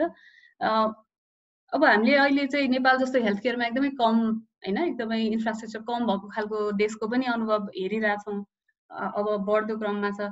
त्यस्तै अब इटली जस्तो, इटलीको नर्दर्न एरियामा एकदमै राम्रो हेल्थ केयर सिस्टम भएको ठाउँको पनि हालत हामीले देखिसक्यौँ। त्यसले गर्दा चाहिँ एउटा एकदमै डिबेट चाहिँ अहिले के सुरु भइरहेको छ भने हो हेल्थ केयर त राम्रो बनाउने, तर हेल्थ केयर राम्रो बनाउने त्यसमा खर्च गर्ने, लगानी गर्नुपर्छ भन्ने पनि कुरा उठिरहेछ। नेपाल जस्तो कन्ट्रीलाई फेरि त्यहाँ त्यति रिसोर्स इन्भेस्ट गर्नलाई पैसा पनि भनौँ न आर्थिक रूपमा पनि अलिक गाह्रै छ। त्यस्तो बेलामा फेरि हेल्थ केयरमा भन्दा हेल्थमा बढी जोड दिने पनि भन्ने पनि कुरा आइरहेछ। यसमा चाहिँ नेपाल जस्तो कन्ट्रीले चाहिँ कस्तो खालको बाटो लिएर यो दुईटालाई चाहिँ कसरी ब्यालेन्स गरेर हेर्नुपर्छ जस्तो लाग्छ? हजुर, यो चाहिँ जुन यो हेल्थ केयरको चाहिँ यो के प्रिभेन्सन बेटर कि क्योर बेटर भन्ने किसिमको एउटा डिबेट छ भनेर जसरी कुरा गरिरहेको छ, वास्तवमा भन्यो भने त्यो डिबेट छँदै छैन। सबैलाई थाहा छ प्रिभेन्ट गर्नु भनेको राम्रो हो भनेर होइन। संसारको कुनै पनि देश छैन, कुनै पनि समाज छैन, कुनै पनि व्यक्ति छैन होला जो चाहिँ होइन म लागेपछि उपचार गर्छु अहिले चाहिँ केही फरक पर्दैन भन्ने किसिमको सोचाइ राख्ने हुन्छ। त्यसले गर्दाखेरि यो प्रिभेन्सन राम्रो हो भन्ने कुरा सबैलाई थाहा छ, तर प्रिभेन्सन राम्रो हो भन्दै पनि प्रिभेन्ट गरिराख्न चाहिँ प्रत्येक अवस्थामा सम्भव हुँदैन। त्यसको लागि चाहिँ एडिक्वेट हेल्थ केयर फेसिलिटिजहरू चाहिन्छन्। यो पनि सत्य हो। संसारभरिका उहरूलाई आँकडाहरूलाई हेर्ने हो भने जुन देशका मानिसहरू धेरै स्वस्थ छन्, जुन देशका मानिसहरू राम्रो छन्, त्यहाँ चाहिँ प्रिभेन्सन हुँदाहुँदै क्योरको पनि सिस्टमहरू चाहिँ अति नै राम्रो हुन्छ है। अनि हाम्रो जनसङ्ख्या अनुपातमा हेर्दाखेरि चाहिँ हामीहरूकोमा त्यति सबै फेसिलिटी छैन। हामीहरूकोमा प्रत्येक व्यक्तिको अनुपातमा यो चिकित्सकहरूको सङ्ख्या हेर्ने हो भने त्यो कमी छ। हामीहरूको स्वास्थ्य जनशक्ति कमी छ, बेसिकली फेसिलिटीहरू कमी छ। त्यसैले गर्दाखेरि त्यसले पनि थाहा हुन्छ हामीहरूकोमा कतिजना व्यक्तिहरू सरुवा रोग, कतिजना व्यक्तिहरू नसर्ने रोगले अकालमा मृत्यु वरण गर्नुपर्छ। यी सबै कुराहरू हेर्दाखेरि हामीहरू दुवै पक्षमा कम पछाडि परिराखेका छौँ जस्तो परिरहेको छ। त्यसैले फेसिलिटीहरू चाहिँ चाहिन्छ नै। अनि अर्को कुरा चाहिँ के पनि हो भने जस्तो इटलीको उदाहरण दिनुभयो हजुरले, इटलीमा मृत्यु हुँदाखेरि चाहिँ त्यहाँ फेसिलिटी हुँदै नगएर होइन कि त्यहाँ चाहिँ महामारी एक्कासी यसरी आइदियो कि त्यहाँको अस्पतालको धान्ने क्यापेसिटी भन्दा धेरै बिरामी भइदिएको हुनाले कतिपयले चाहिँ स्वास्थ्य सेवा नपाएर नै मृत्यु गर्नु परेको। यदि त्यही किसिमले नेपालमा फेरि महामारी आउँथ्यो भने नेपालमा चाहिँ अब अहिले त हामीले धेरै बुझिसकेका छौँ संसारभरिका विभिन्न देशहरूमा कसरी महामारी फैलियो, कति सङ्ख्यामा फैलियो भन्ने किसिमले, तर र त्यही अनुसार यो मेजरहरू पनि गर्न थालियो। हामीलाई थाहा नहुँदै यो लकडाउन गर्नुभन्दा अगाडि नै यसरी एकैचोटि भित्रभित्र सल्किराखेको भयो यो रोग चाहिँ हामीहरूलाई चाहिँ धेरै अप्ठ्यारो पार्ने थियो। त्यसैले हेल्थ केयर फेसिलिटीहरू चाहिन्छ। तर त्यसका साथसाथै यो हेल्दी लिभिङको यो जुन चाहिँ अवधारणा छ यसलाई यो चाहिँ फेरि यो सिम्पल खालि फेसिलिटी बिल्डअप गरेर हुने कुरा होइन कि यसमा चाहिँ न्युट्रिसनको कुरा आउँछ, यसमा चाहिँ अब इन्भाइरोमेन्टको कुरा आउँछ, यसमा चाहिँ एउटा मानसिक हेल्थको पनि कुरा आउँछ। सो यी सबै कुराहरूलाई चाहिँ हामीहरूले कम्बाइन गर्नु जरुरी। एउटा प्रश्न चाहिँ जोड्न चाहे, जस्तो हजुरले भन्नुभयो कि या प्रिभेन्सन चाहिँ बेटर हो, रोग लाग्न नदिनु चाहिँ राम्रो भन्ने त जेनरली सबैजनालाई थाहा छ। तर पनि अहिले हामी जस्तो कोरोनाको बारेमा यति धेरै कुरा गरिरहेछौँ होइन, कोरोनाको लागि चाहिँ हामी सारा चिज लकडाउन गरेर सबै चिज बिगारेर बसेको छौँ। तर पनि फेरि डेटा हेर्ने भने चाहिँ इभन कोरोना भन्दा बढी चाहिँ अरू कुराहरूले मान्छेको मृत्यु भइरहेको देखिन्छ होइन। अहिले पनि सुसाइडको केसहरू लाइक जस्तो 10 जना कोरोनाले मर्ने बेलासम्ममा 1000 जना चाहिँ सुसाइडले मरिसकेको यस्तो खालको डेटाहरू पनि छ। त्यस्तै फेरि अरू खालको त्यति हामीले ध्यान नदिएको रोगहरू त्यसले एक्चुअली संसारभर नै बढी मान्छे मारिरहेको छ। जस्तै अब यो डायबिटिजहरू, हार्ट डिजिज होइन, अनि यो श्वास प्रश्वासको रोगहरू, यो सबै खालको चाहिँ नेपालमा पनि त्यस्तो ट्रेन्डहरू बढ्दैछ। सो त्यस्तो खालको जनताले चाहिँ बढी अवेर बनाउनको लागि होइन, प्रिभेन्सनतिर बढी लगाउनलाई चाहिँ कस्तो खालको प्लान अथवा पोलिसीमा के आउनुपर्छ र कस्तो खालको प्र्याक्टिसहरू हामीले गऱ्यौँ भने चाहिँ मोर प्रिभेन्सनतिर लगाउन सकिएला। स्पेसली नेपालमा चाहिँ अब भनौँ न हेल्थ केयरतिर फेसिलिटी बिल्ड गर्ने भन्दा मान्छेको हेल्थ राम्रो बनाउनु ठिक हो भन्ने कन्टेक्स्टमा चाहिँ मेन कुरा चाहिँ हाम्रो लाइफस्टाइललाई चाहिँ अब अलिकति परिवर्तन गर्नको लागि के चाहिँ गर्नुपर्ने हुन्छ। हेल्दी लिभिङ भनेर भने पछाडि त्यसमा चाहिँ के आउँछ भने पहिलो कुरा त अब तनाव पनि कम हुनु पर्यो। सुरुमा चाहिँ मेन्टली केही इस्यु कुरा गर्दाखेरि जस्तो कोरोना कालमै अब 10 जनाको व्यक्तिको मृत्यु हुँदाखेरि 1000 जनाको अब त्यो आत्महत्या भयो भने त्यसको मतलब के हो भने हामीमा भित्रभित्रै चाहिँ तनाव चरम छ। अलिकति केही कुराले ट्रिगर गर्दिन साथ अलिकति केही सङ्कट आइपर्न सक्छ, मानिसहरूले चाहिँ धान्न नसक्ने अवस्था आउँछ। मानिसहरूलाई चाहिँ यो यति तनावित बनाइदिन्छ कि अब आफ्नो ज्यान आफैले लिनुपर्ने जस्तो स्थिति हुन्छ। त्यसको मतलब के हो भने हामीहरूले चाहिँ यो मेन्टल हेल्थको लागि चाहिँ यथेष्ट यो फोकस गर्न सकिरहेका छैनौँ। त्यतातिर हामीहरूले ध्यान दिनुपर्ने थियो। मेन्टल हेल्थको लागि चाहिँ हामीहरूले फोकस नगरिदिँदाखेरि अझै पनि कतिपय यो मेन्टल इस्युजहरू चाहिँ अब पत्ता नै नलागेर गइरहेको हुन्छ। एउटा कुरा चाहिँ अब हामीहरूकोमा यो स्टिगमा छ मेन्टल इस्युजको लागि। जस्तो कि कसैले मलाई अलिकति यो मानसिक प्रभाव पर्यो भने समाजले थाहा पायो भने त फलानु त बौलाएछ भनेर भन्छ। वास्तवमा त्यो होइन। मेन्टल इस्युज भनेको त सानो एउटा यो प्यानिक एपिसोडदेखि लिएर जघन्य किसिमको त्यो बौलाइपनसम्म प्रत्येक कुराहरू हुन्, एपिसोडहरू। तर हामीहरू के छ, हामीहरू एउटा कन्सेप्ट छ, फिल्ममा हामीहरूले हेरेका थियौँ यो टाउकोमा करेन्ट लगाएको, त्यही हेरेर मानसिक भनेको चाहिँ खत्तम हो। हामीले होच्याउनलाई भन्छौँ फलानुलाई त मानसिक अस्पताल लानुपर्ने भयो भने। त्यसले गर्दाखेरि त्यो स्टिगमाले गर्दाखेरि कतिपय व्यक्तिहरू बाहिर आउँछ। अर्को कुरो चाहिँ हामीहरूकोमा मनोविदहरूको पनि उत्तिकै कमी छ। मनोविदको रूपमा परामर्श लिने हाम्रो व्यवस्था छैन। परामर्श लिँदै गर्दाखेरि फेरि हामीहरू अर्को सुधार्नुपर्ने के हुन्छ भने यो मेडिकल रेकर्डको प्राइभेसीका कुराहरू हुन्छ है। अब हजुरलाई एकजनालाई टाइफोइड भएर अस्पताल जानु पर्यो भने सो डाक्टरले, नर्सले अथवा त्यो अस्पतालमा देखेका कसैले अर्को कोही चिनेको व्यक्ति छ भने सबैलाई थाहा हुन्छ। भोलिपल्टसम्म त आफूले केही नभन्दै पनि 15-20 जनालाई थाहा भइसकेको हुन्छ भने मेन्टल जस्तो त्यो अब यो स्टिगमा आउने कुरोलाई गएर अस्पतालमा देखिएर त्यो कुरा गर्नलाई चाहिँ बिरामीहरूलाई पनि अप्ठ्यारो पर्छ। त्यसैले गर्दा हामीहरू धेरै त्यो मेडिकल प्र्याक्टिसमा पनि कुरो सुधार्नुपर्ने कुराहरू धेरै छन्। र त्यो हुँदाहुँदै त्यसपछि अनि हामीहरूको के हुन्छ भने एउटा मेन्टल तनाव किन हुन्छ त? पहिलो कुरो हो तनाव भएपछि मनोचिकित्सकमा जानु, परामर्श लिनु त ठिक हो, तर तनाव किन भइरहेछ भन्ने कुराहरू। तनाव हुँदाखेरि चाहिँ यो आर्थिक पाटाहरू चाहिँ धेरै रूपमा चाहिँ जोडिएर आउँछ। सोसियल फ्याब्रिक अझै पनि हाम्रो राम्रो छ। सोसियल कारणले मृत्युवरण गर्नुपर्ने धेरै कमहरू नै हुन्छन् मान्छेहरू, किनकि हामीहरूकोमा एउटा यो समाजको सेफ्टी नेट छ। मानिसहरूलाई गाह्रो साह्रो पर्दाखेरि सबैजना ओहिरिएर आउने एउटा जुन बानी छ यो नेपालीहरूको एउटा यो एक किसिमले युनिकै भन्नुपर्छ। यसले गर्दाखेरि चाहिँ हामीहरूलाई धेरै बलियो बनाउँछ। तर मुख्य गरी चाहिँ आर्थिक पाटोमा चाहिँ हामी धेरै नै पछाडि छौँ। हाम्रो प्रति व्यक्ति इन्कम हेर्ने भने र समाजमा जसरी यो जुन द्रुत गतिमा चाहिँ खर्चको दायरा बढ्दैछ त्यही गतिमा चाहिँ इन्कमको दायरा नबढिँदाखेरि मानिसहरूलाई चाहिँ तनाव धेरै छ। त्यसैले यो खालि हेल्दी लिभिङ भनेको चाहिँ खालि होइन म यो गतिलो खान्छु, पौष्टिक खान्छु, त्यसपछि अनि ठिक हुन्छु भन्ने मात्र होइन कि मुख्य गरी आर्थिक रूपमा सबल प्राय देशहरूमा चाहिँ हेल्दी नै हेल्थ केयर चाहिँ राम्रो भइरहेको हुन्छ।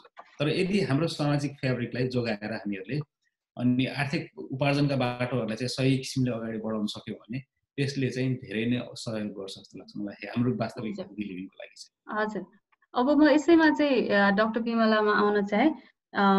डाक्टर सुदीपले भने जस्तै अब यो हेल्दी लिभिङको लागि चाहिँ हामीले यो आर्थिक पाटोहरू पनि सुधार्नु पर्यो होइन। त्यसमा चाहिँ यो हेल्दी लिभिङको प्र्याक्टिसहरूलाई पनि सोसियल फ्याब्रिकलाई पनि जोडेर लिएर आउनु पर्यो। त्यो सबै कुराहरू उहाँले भन्नुभयो।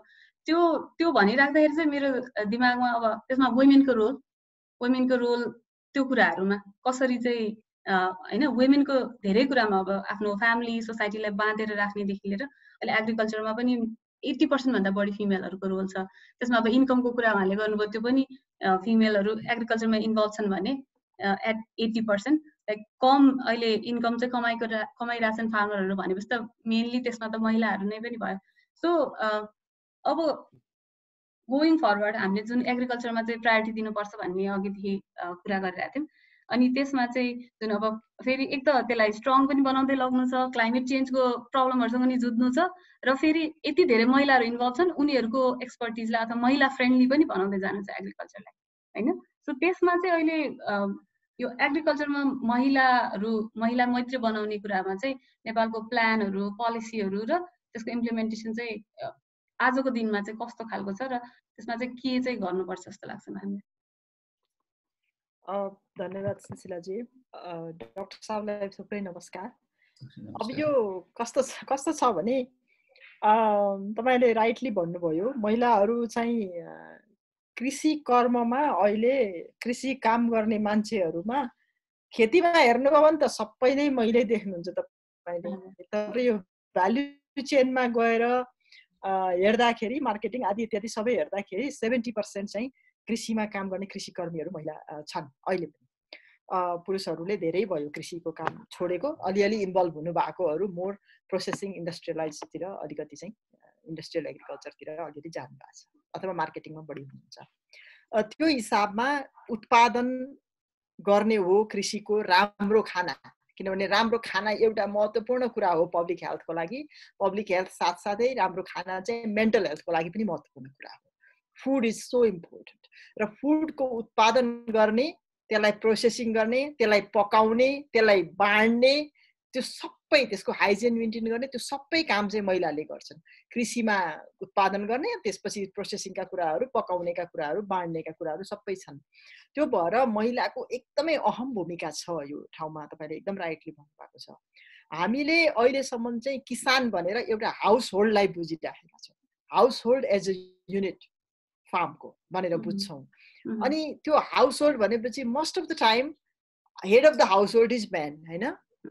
त्यसले गर्दा हाम्रा अहिलेसम्मका प्रविधि, हाम्रा कृषि सम्बन्धी सूचनाहरू, जलवायु परिवर्तनले गर्दाखेरि ल्याएको जुन चुनौती छ त्यसलाई जुझ्नको लागि हामीसँग सूचना, वेदर फोरकास्ट सम्बन्धी सूचना कस्तो महत्त्वपूर्ण हुन्छ, अथवा भेराइटल अहिले चाहिँ अब यो भेराइटी डेभलप भइरहेको ठाउँमा कुन भेराइटी कहाँ सुट गर्छ अहिलेको अवस्थामा होइन, कुन किरा आयो भने त्यसलाई कसरी ट्याकल गर्नेदेखि लिएर यो सारा सूचनाको कुरा चाहिँ कहाँ पुग्छ भने हेड अफ द हाउस होल्डमा पुग्छ, which is mostly men and who doesn't work in the farm. त्यो छ कि प्रब्लम चाहिँ ऊ कहाँ छ अन्तै छ। महिलाले काम गर्ने मान्छेको हातमा सूचना पनि पुगेको छैन, प्रविधि पनि पुगेको छैन।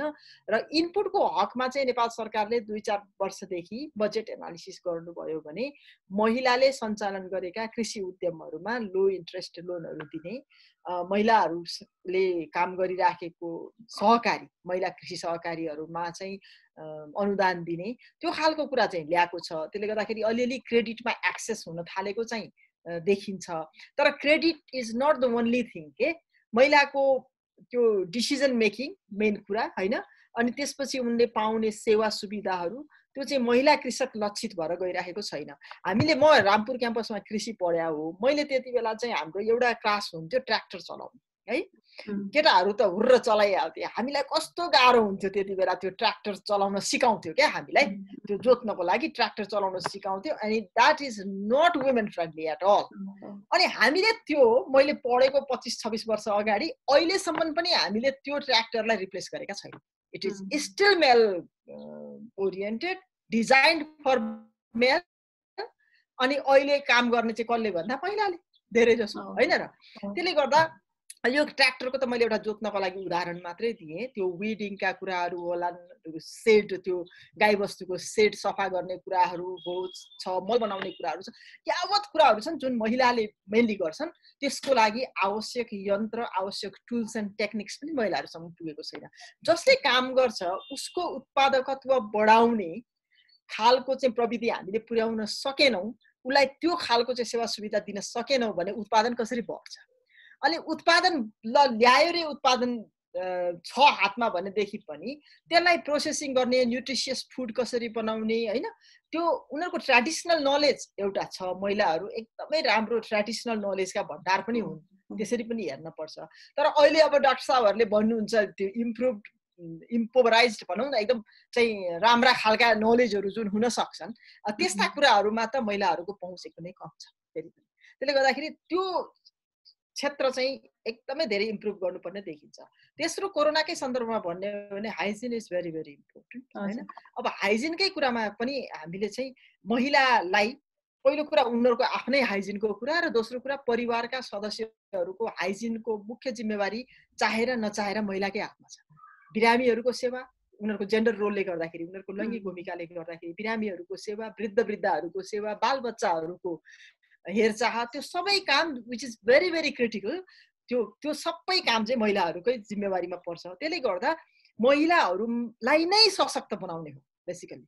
कृषिमा मात्रै होइन, फुडमा मात्रै होइन, पब्लिक हेल्थमा पनि महिलाहरू दे आर द ड्राइभर र उनीहरूलाई चाहिँ गर्नुपर्ने हो। यो चाहिँ हाम्रोमा चाहिँ अहिलेसम्म पनि हामीले मेल एन्ड फिमेल भनेर चाहिँ they are different and their needs are different भन्ने खालको कुराले चाहिँ हामीले एड्रेस गरिराखेका छैनौँ। त्यसले गर्दा अहिले त हामीले त कोरोनाको केसमा अझ हेर्दाखेरि त महिलाहरूलाई त उल्टो चाहिँ यो लकडाउनले गर्दा वर्कलोड बढेको, अनि लकडाउनले गर्दाखेरि भाइलेन्स बढेको घरभित्र, किनभने वर्कलोड बढिसकेपछि अ काइन्ड अफ टेन्सन, अनि लिमिटेड अब आर्थिक स्रोत सुकेको छ, त्यसले गर्दा लिमिटेड खर्चमा घर चलाउनु पर्ने, अनि एक किसिमको चाहिँ त्यो मेन्टल प्रेसर, अघि मेन्टल हेल्थको कुरा गर्नुभयो डाक्टर साहबले, धेरै महिलाहरूमा मेन्टल प्रेसर यति बेला परेको पनि देखिन्छ।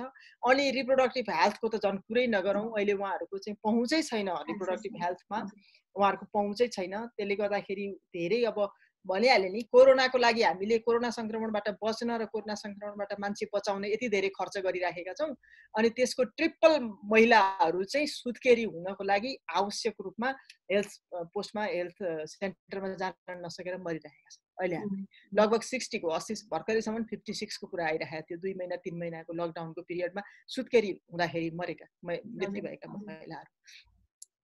त्यसले गर्दा महिलाहरूमा चाहिँ यो एकदमै यो कोरोना पनि जेन्डर स्पेसिफिक रहेछ भन्छु मैले। यसले दिने प्रभाव पनि जेन्डर स्पेसिफिक छ र यसले खोजेको ट्रिटमेन्ट पनि जेन्डर स्पेसिफिक छ जस्तो चाहिँ मलाई लाग्छ। त्यो चाहिँ हामीले अझै पनि एड्रेस गर्न सकिराखेका छैनौँ, अनेस्टली भन्नुपर्दा। त्यो गर्न पर्छ भन्ने चाहिँ लाग्छ। सो त्यसमा एउटा क्विक क्वेसन मात्रै जोडिहालेँ म्यामको कुरामा। त्यस्तो हुनुको रिजन चाहिँ के हुन्छ होला? यो हाम्रो डिसिजन मेकिङमा मेन रोलहरुमा महिलाहरु धेरै नभएर हो त यस्तो? यो कुराहरु एड्रेस त्यो पनि हो। अब अहिले त संसदमै हेर्दाखेरि चाहिँ डिसिजन मेकरहरुमा धेरै महिलाहरु छौं हामी हैन, राम्रैसँग आवाजहरु उठ्छ। तर अहिले पनि हामीले हेर्छौं भने एक्जिक्युटिभ हो मेन यो कामहरु गर्ने भनेको। एक्जिक्युटिभमा महिलाहरुको एकदमै लिमिटेड भूमिका छ। अनि महिलाहरुमा पनि महिलाहरु सबै एउटै जातका होइनन् भन्छु मैले क्या। महिलाहरुमा पनि वर्गीय, जातीय, क्षेत्रीय फरक छ हैन। त्यसले गर्दाखेरि एक्चुअली अहिले जुन एकदम सर्वसाधारण महिलाहरु, ग्रामीण भेगका महिलाहरु, दूरदराजका महिलाहरुले जे समस्या भोगिराख्नु भएको छ त्यो समस्याको रिफ्लेक्सन अहिले त्यहाँ हाम्रो डिसिजन मेकिङमा हुनै सकिराखेको छैन के। त्यसले गर्दाखेरि पनि अब हामी जति कराए पनि त्यो कुराहरु एड्रेस हुन सकिराखेको छैन। अर्को हाम्रो मेन्टालिटी अझै पनि के छ भने महिलाहरुको लागि स्पेसिफिक रूपमा हामीले कुनै कुरा एड्रेस गर्यौं भने त्यो महिलाहरुको लागि भन्ने बुझिन्छ, यो समाजको लागि अथवा यो देशको लागि भन्ने बुझिदैन के। कृषि महिला कृषकमा इन्भेस्ट गरियो भने उत्पादन बढ्छ, हामीले जाने त्यो हो। महिलालाई फाइदा हुने होइन कि उत्पादन बढ्छ, किनभने they are the main farmers हैन। फार्मर्समा इन्भेस्ट गर्यो भने उत्पादन बढ्छ। अब त्यो उत्पादन बढेको भनेको त त्यो महिलाको लागि मात्रै हो र? त्यो परिवारको लागि हो, त्यो समाजको लागि हो, त्यो देशको लागि हो, this is how the country benefits भन्ने खालको पर्सपेक्टिभ चाहिँ अझै पुगेको छैन। त्यसले गर्दा हामीलाई बारम्बार आउने प्रश्न के हो भने कति महिलाको विषयमा मात्रै कुरा गर्नुहुन्छ, तपाईँ महिला भएर महिलाको मात्रै कुरा गर्ने, सारा देशको कुरा गर्नु न भन्छ। तर हामी एक्चुअली सारा देशकै कुरा गरिराखेका छौँ कि, किनभने if you don't invest on women 51% पपुलेसनमा इन्भेस्ट गर्नु भएन भने त्यो देश कसरी चाहिँ समृद्ध बन्छ हैन। अनि त्यस्तै अब कोरोनाको लडाई, तपाईँ कोरोनाको लडाईमा वुमेन स्पेसिफिक इस्युजहरू, वुमेन स्पेसिफिक निड्सहरू एड्रेस भएन भनेदेखि कोरोना विरुद्धको लडाई हामीले जित्दै सक्दैनौँ। किनभने they are the main responsible. तपाईँ चाहिँ बालबच्चाको वृद्धको बिरामीको हेरचाह गर्ने महिला, खाना बनाउने महिला, हाइजिन मेन्टेन गर्ने महिला, अनि if we don't address them अनि कसरी हामी कोरोनाको लडाई जित्छौँ। त्यसले गर्दाखेरि महिलाको इस्यु भनेको हाम्रो मुख्य समस्या कहाँनिर छ भने महिलाको इस्युलाई महिलाकै समस्या भनेर मात्रै हेर्ने चलन अहिलेसम्म पनि छ। महिलाको इस्यु एड्रेस गर्यो भने यो देशले बेनिफिट गर्छ, यो देशलाई अगाडि लैजाने हो भने 51% पपुलेसन वुमेनको इस्यु चाहिँ एड्रेस गर्नुपर्छ भन्ने खालको अझै पनि हामी बोले गर्छौँ, तर अहिले पनि हामीले त्यो कुरा चाहिँ रियलाइज गराउन सकिराखेको चाहिँ छैन। धेरै हदसम्म भएको पनि छ, नभएकै चाहिँ म भन्दिनँ, किनभने अहिले नै लैङ्गिक उत्तरदायी बजेट पनि राम्रैसँग 38% भनेको निकै राम्रो हो। लैङ्गिक प्रत्यक्ष लैङ्गिक उत्तरदायी बजेट त्यो हेर्दाखेरि छ। तर स्पेसिफिकल्ली महिला कृषकको लागि हामीले के गरिरहेछौँ, महिला पर्यटन उद्यमीको लागि के गरिराखेका छौँ होइन, पब्लिक हेल्थमा महिलाको स्पेसिफिक हामीले के गरिराखेका छौँ, यो खालको कुराहरूको आन्सर आउन चाहिँ अझै पनि गाह्रो छ। यसको बारेमा चाहिँ डिस्कसन्सहरू अझै धेरै हामीले बृहत रूपमा चाहिँ चलाउनु कति हुन्छ सिलसिलाजी। अब तर डिस्कसनले मात्रै पनि भएको छैन। यहाँनिर चाहिँ त्यो ठाउँमा जसले निर्णय गर्छ नि डे टु डे, त्यो ठाउँमै महिला पुग्नुपर्छ जस्तो मलाई लाग्छ। र त्यो महिला पनि फेरि को पुग्छ भन्ने महत्त्वपूर्ण हो होइन। काठमाडौँमा अब त्यो गाउँको महिलाहरूको चाहिँ त्यो समस्या नबुझेको मान्छे त्यहाँ पुगेर त काम छैन। त्यही ठाउँको रिप्रेजेन्ट गर्ने मान्छेहरू अथवा त्यहाँको भोइस पुग्ने खालको मेकानिजम हामीले इस्टाब्लिस गर्नुपर्छ। संसदमा त धेरै हदसम्म हामी एकदमै रिप्रेजेन्टेटिभ छौँ, त्यो हिसाबले सबै ठाउँको महिलाहरूको कुरा आउँछ, तर एक्जिक्युटिभमा अझै पनि हाम्रो पहुँच त्यति राम्रो भइसकेको छैन।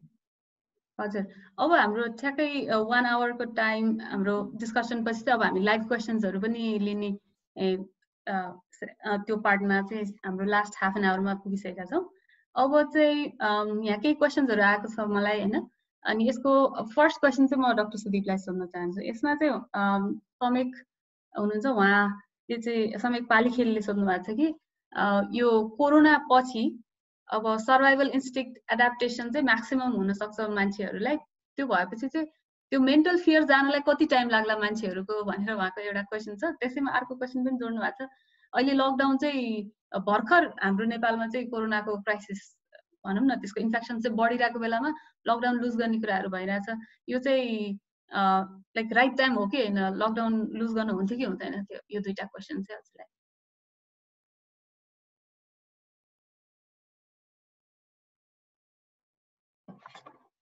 सरी हजुर म्युटमा छ। ओके हजुर हजुर, यो चाहिँ निकै महत्त्वपूर्ण प्रश्नहरू हुन् है। पहिलो प्रश्न थियो यो चाहिँ हामीहरूमा भएको भय चाहिँ कहिले जान्छ त यो कोरोनासँगबाट भन्ने। हामीहरूले बुझ्दाखेरि कसरी बुझ्छौँ भने भय भन्दाखेरि भय भन्ने कुरा नराम्रो चाहिँ होइन, फियर नभइकन चाहिँ मान्छ। र हामीहरूले चाहिँ एउटा अब ध्यान दिनुपर्ने कुरा के हुन्छ भने यो फियरलाई चाहिँ, यो डरलाई चाहिँ हामीले कसरी अवेरनेसको तर्फ लान्छौँ। किनकि फियर भयो भने हामी अवेर हुने हो, र बिस्तारै यसलाई चाहिँ अवेरनेसले चाहिँ अनि रिप्लेस गर्नुपर्छ भन्ने चाहिँ मलाई लाग्छ।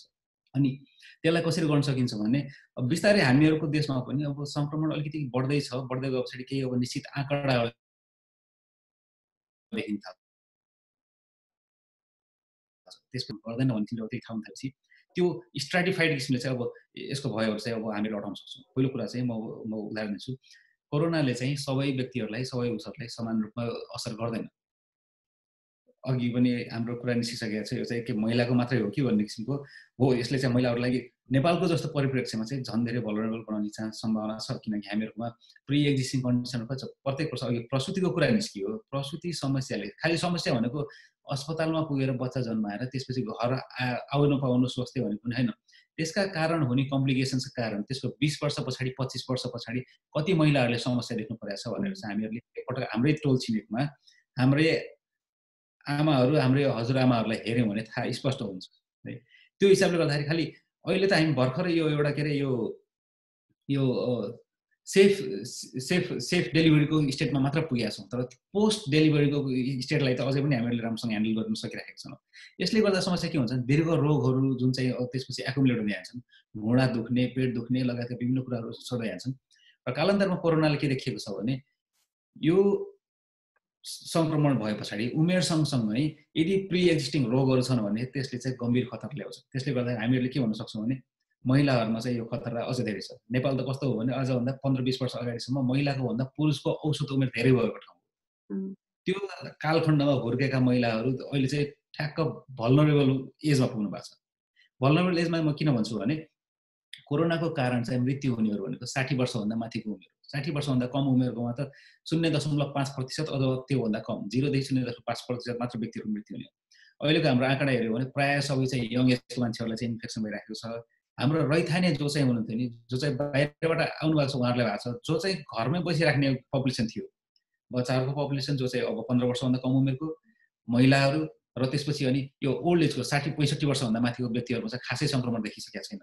किनकि अहिलेसम्म हामीले टेस्ट पनि गरेका छैनौँ एक त त्यो उमेरसम्मलाई, त्यो चाहिँ सबभन्दा भल्नरेबल हो। अर्को कुरा त्यहाँ चाहिँ अनि त्यो फैला पनि छैन।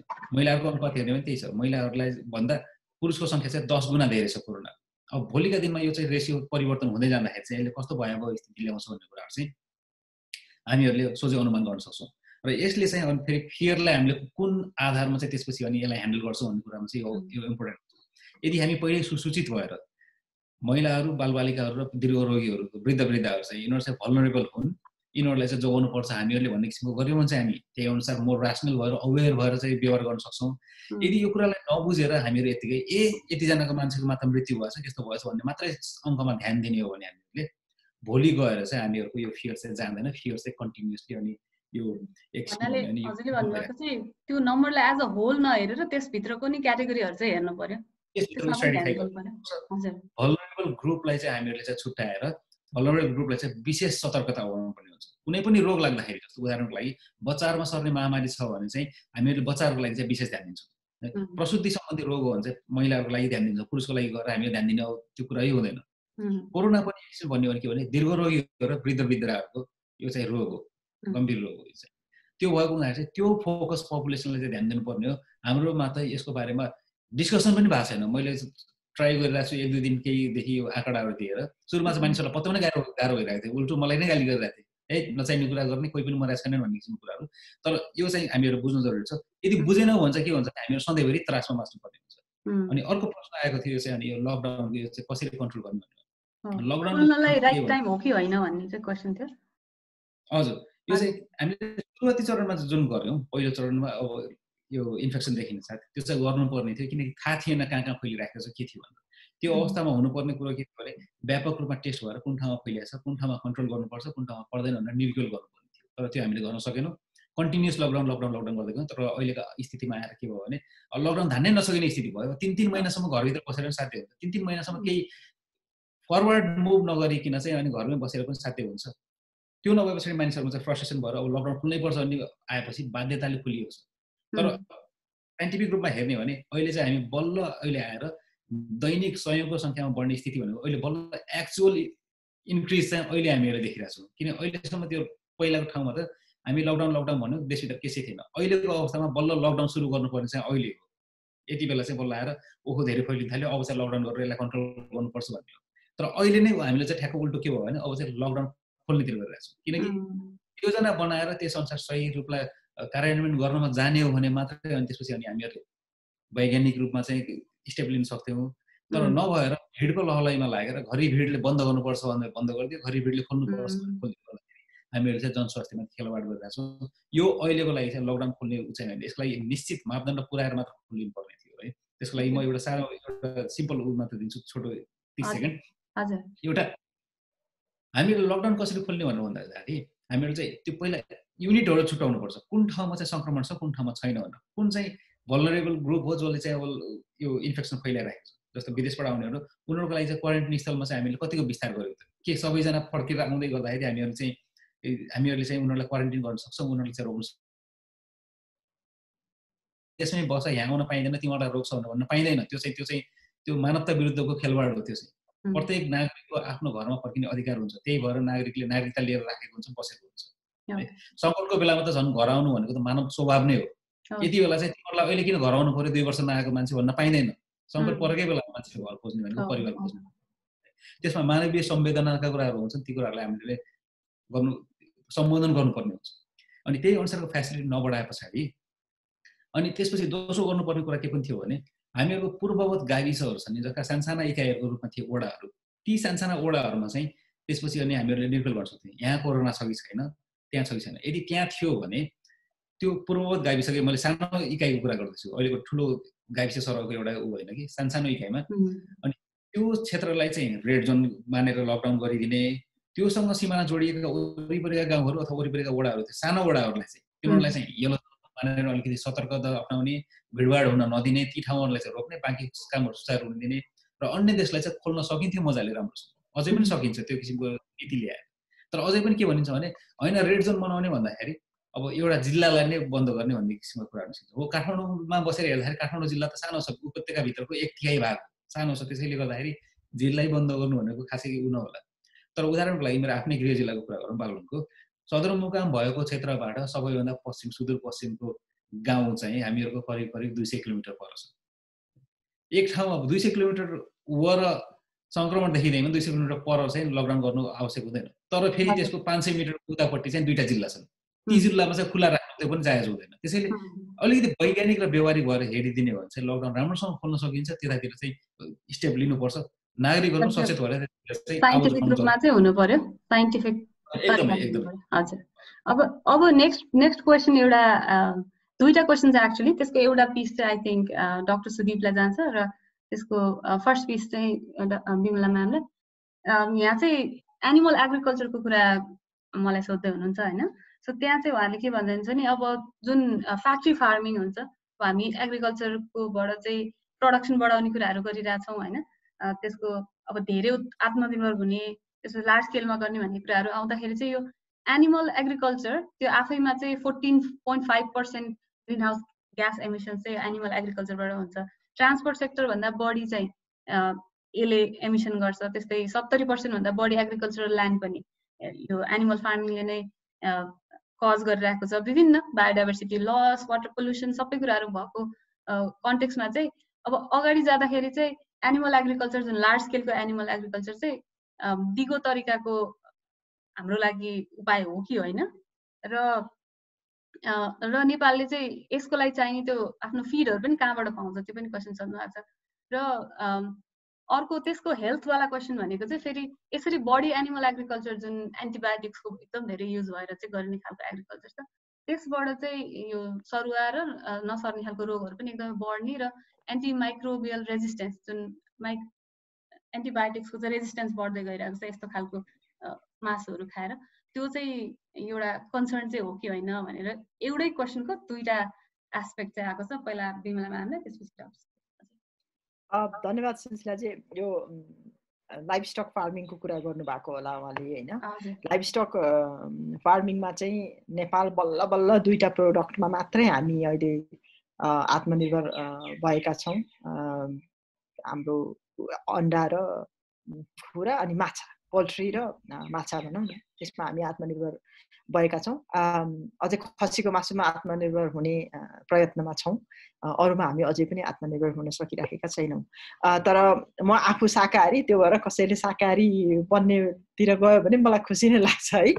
त्यो भएर चाहिँ डेफिनेटली त्यो कार्बन इमिसनको कुरा अथवा चाहिँ बायोडाइभर्सिटी लसको कुरा, जलवायु परिवर्तनको एउटा कजको मिथेनको कुरा, मिथेन ग्यास इमिसनको कुरा हेर्दाखेरि लाइभ स्टकले पनि धेरै कन्ट्रिब्युसन गर्छ भन्ने हो। तर वर्ल्डलाई हेर्ने हो भने हाम्रो कति कन्ट्रिब्युसन छ र हामीले त आफैले मात्रै पनि कन्ज्युम गर्नको लागि पनि हामी अझै पनि सेल्फ सफिसियन्ट भइराखेका छैनौँ, आयातमै हामी निर्भर गरिराखेका छौँ। त्यसले गर्दा हामीलाई अहिले नै त्यति ठुलो थ्रेट जलवायु परिवर्तनमा लाइभ स्टकले धेरै कन्ट्रिब्युसन गर्छ कि भन्ने त्यति ठुलो थ्रेट चाहिँ मैले अहिले पनि लिनुपर्ने जरुरी मैले ठान्दिनँ। अहिलेको केसमा भन्यो भने लाइभ स्टकबाट साह्रै ठुलो थ्रेट छैन, किनभने हामीसँग धेरै लाइभ स्टकै छैन। हामी त सबै आयात गरिराखेका छौँ कि अहिले, र अहिले चाहिँ जलवायु परिवर्तनलाई यसले कन्ट्रिब्युट गर्छ भनेर यो रोक्ने बेला चाहिँ भएको छैन अहिलेलाई। अहिले चाहिँ हामीसँग भएको त्यो लाइफ स्टकलाई हामीले इम्प्रुभ फिडहरू खुवाउने चलन एकदमै कम मात्रै छ। हाइली कमर्सियल फार्मिङ गर्दाखेरि मात्रै हामीले इम्प्रुभ फिडहरू खुवाइराखेका छौँ, नत्र भनेदेखि हामीसँग उपलब्ध हरियो घाँसपात नै खाएर हाम्रा गाउँघरका गाईबस्तुहरू पालिन्छन्।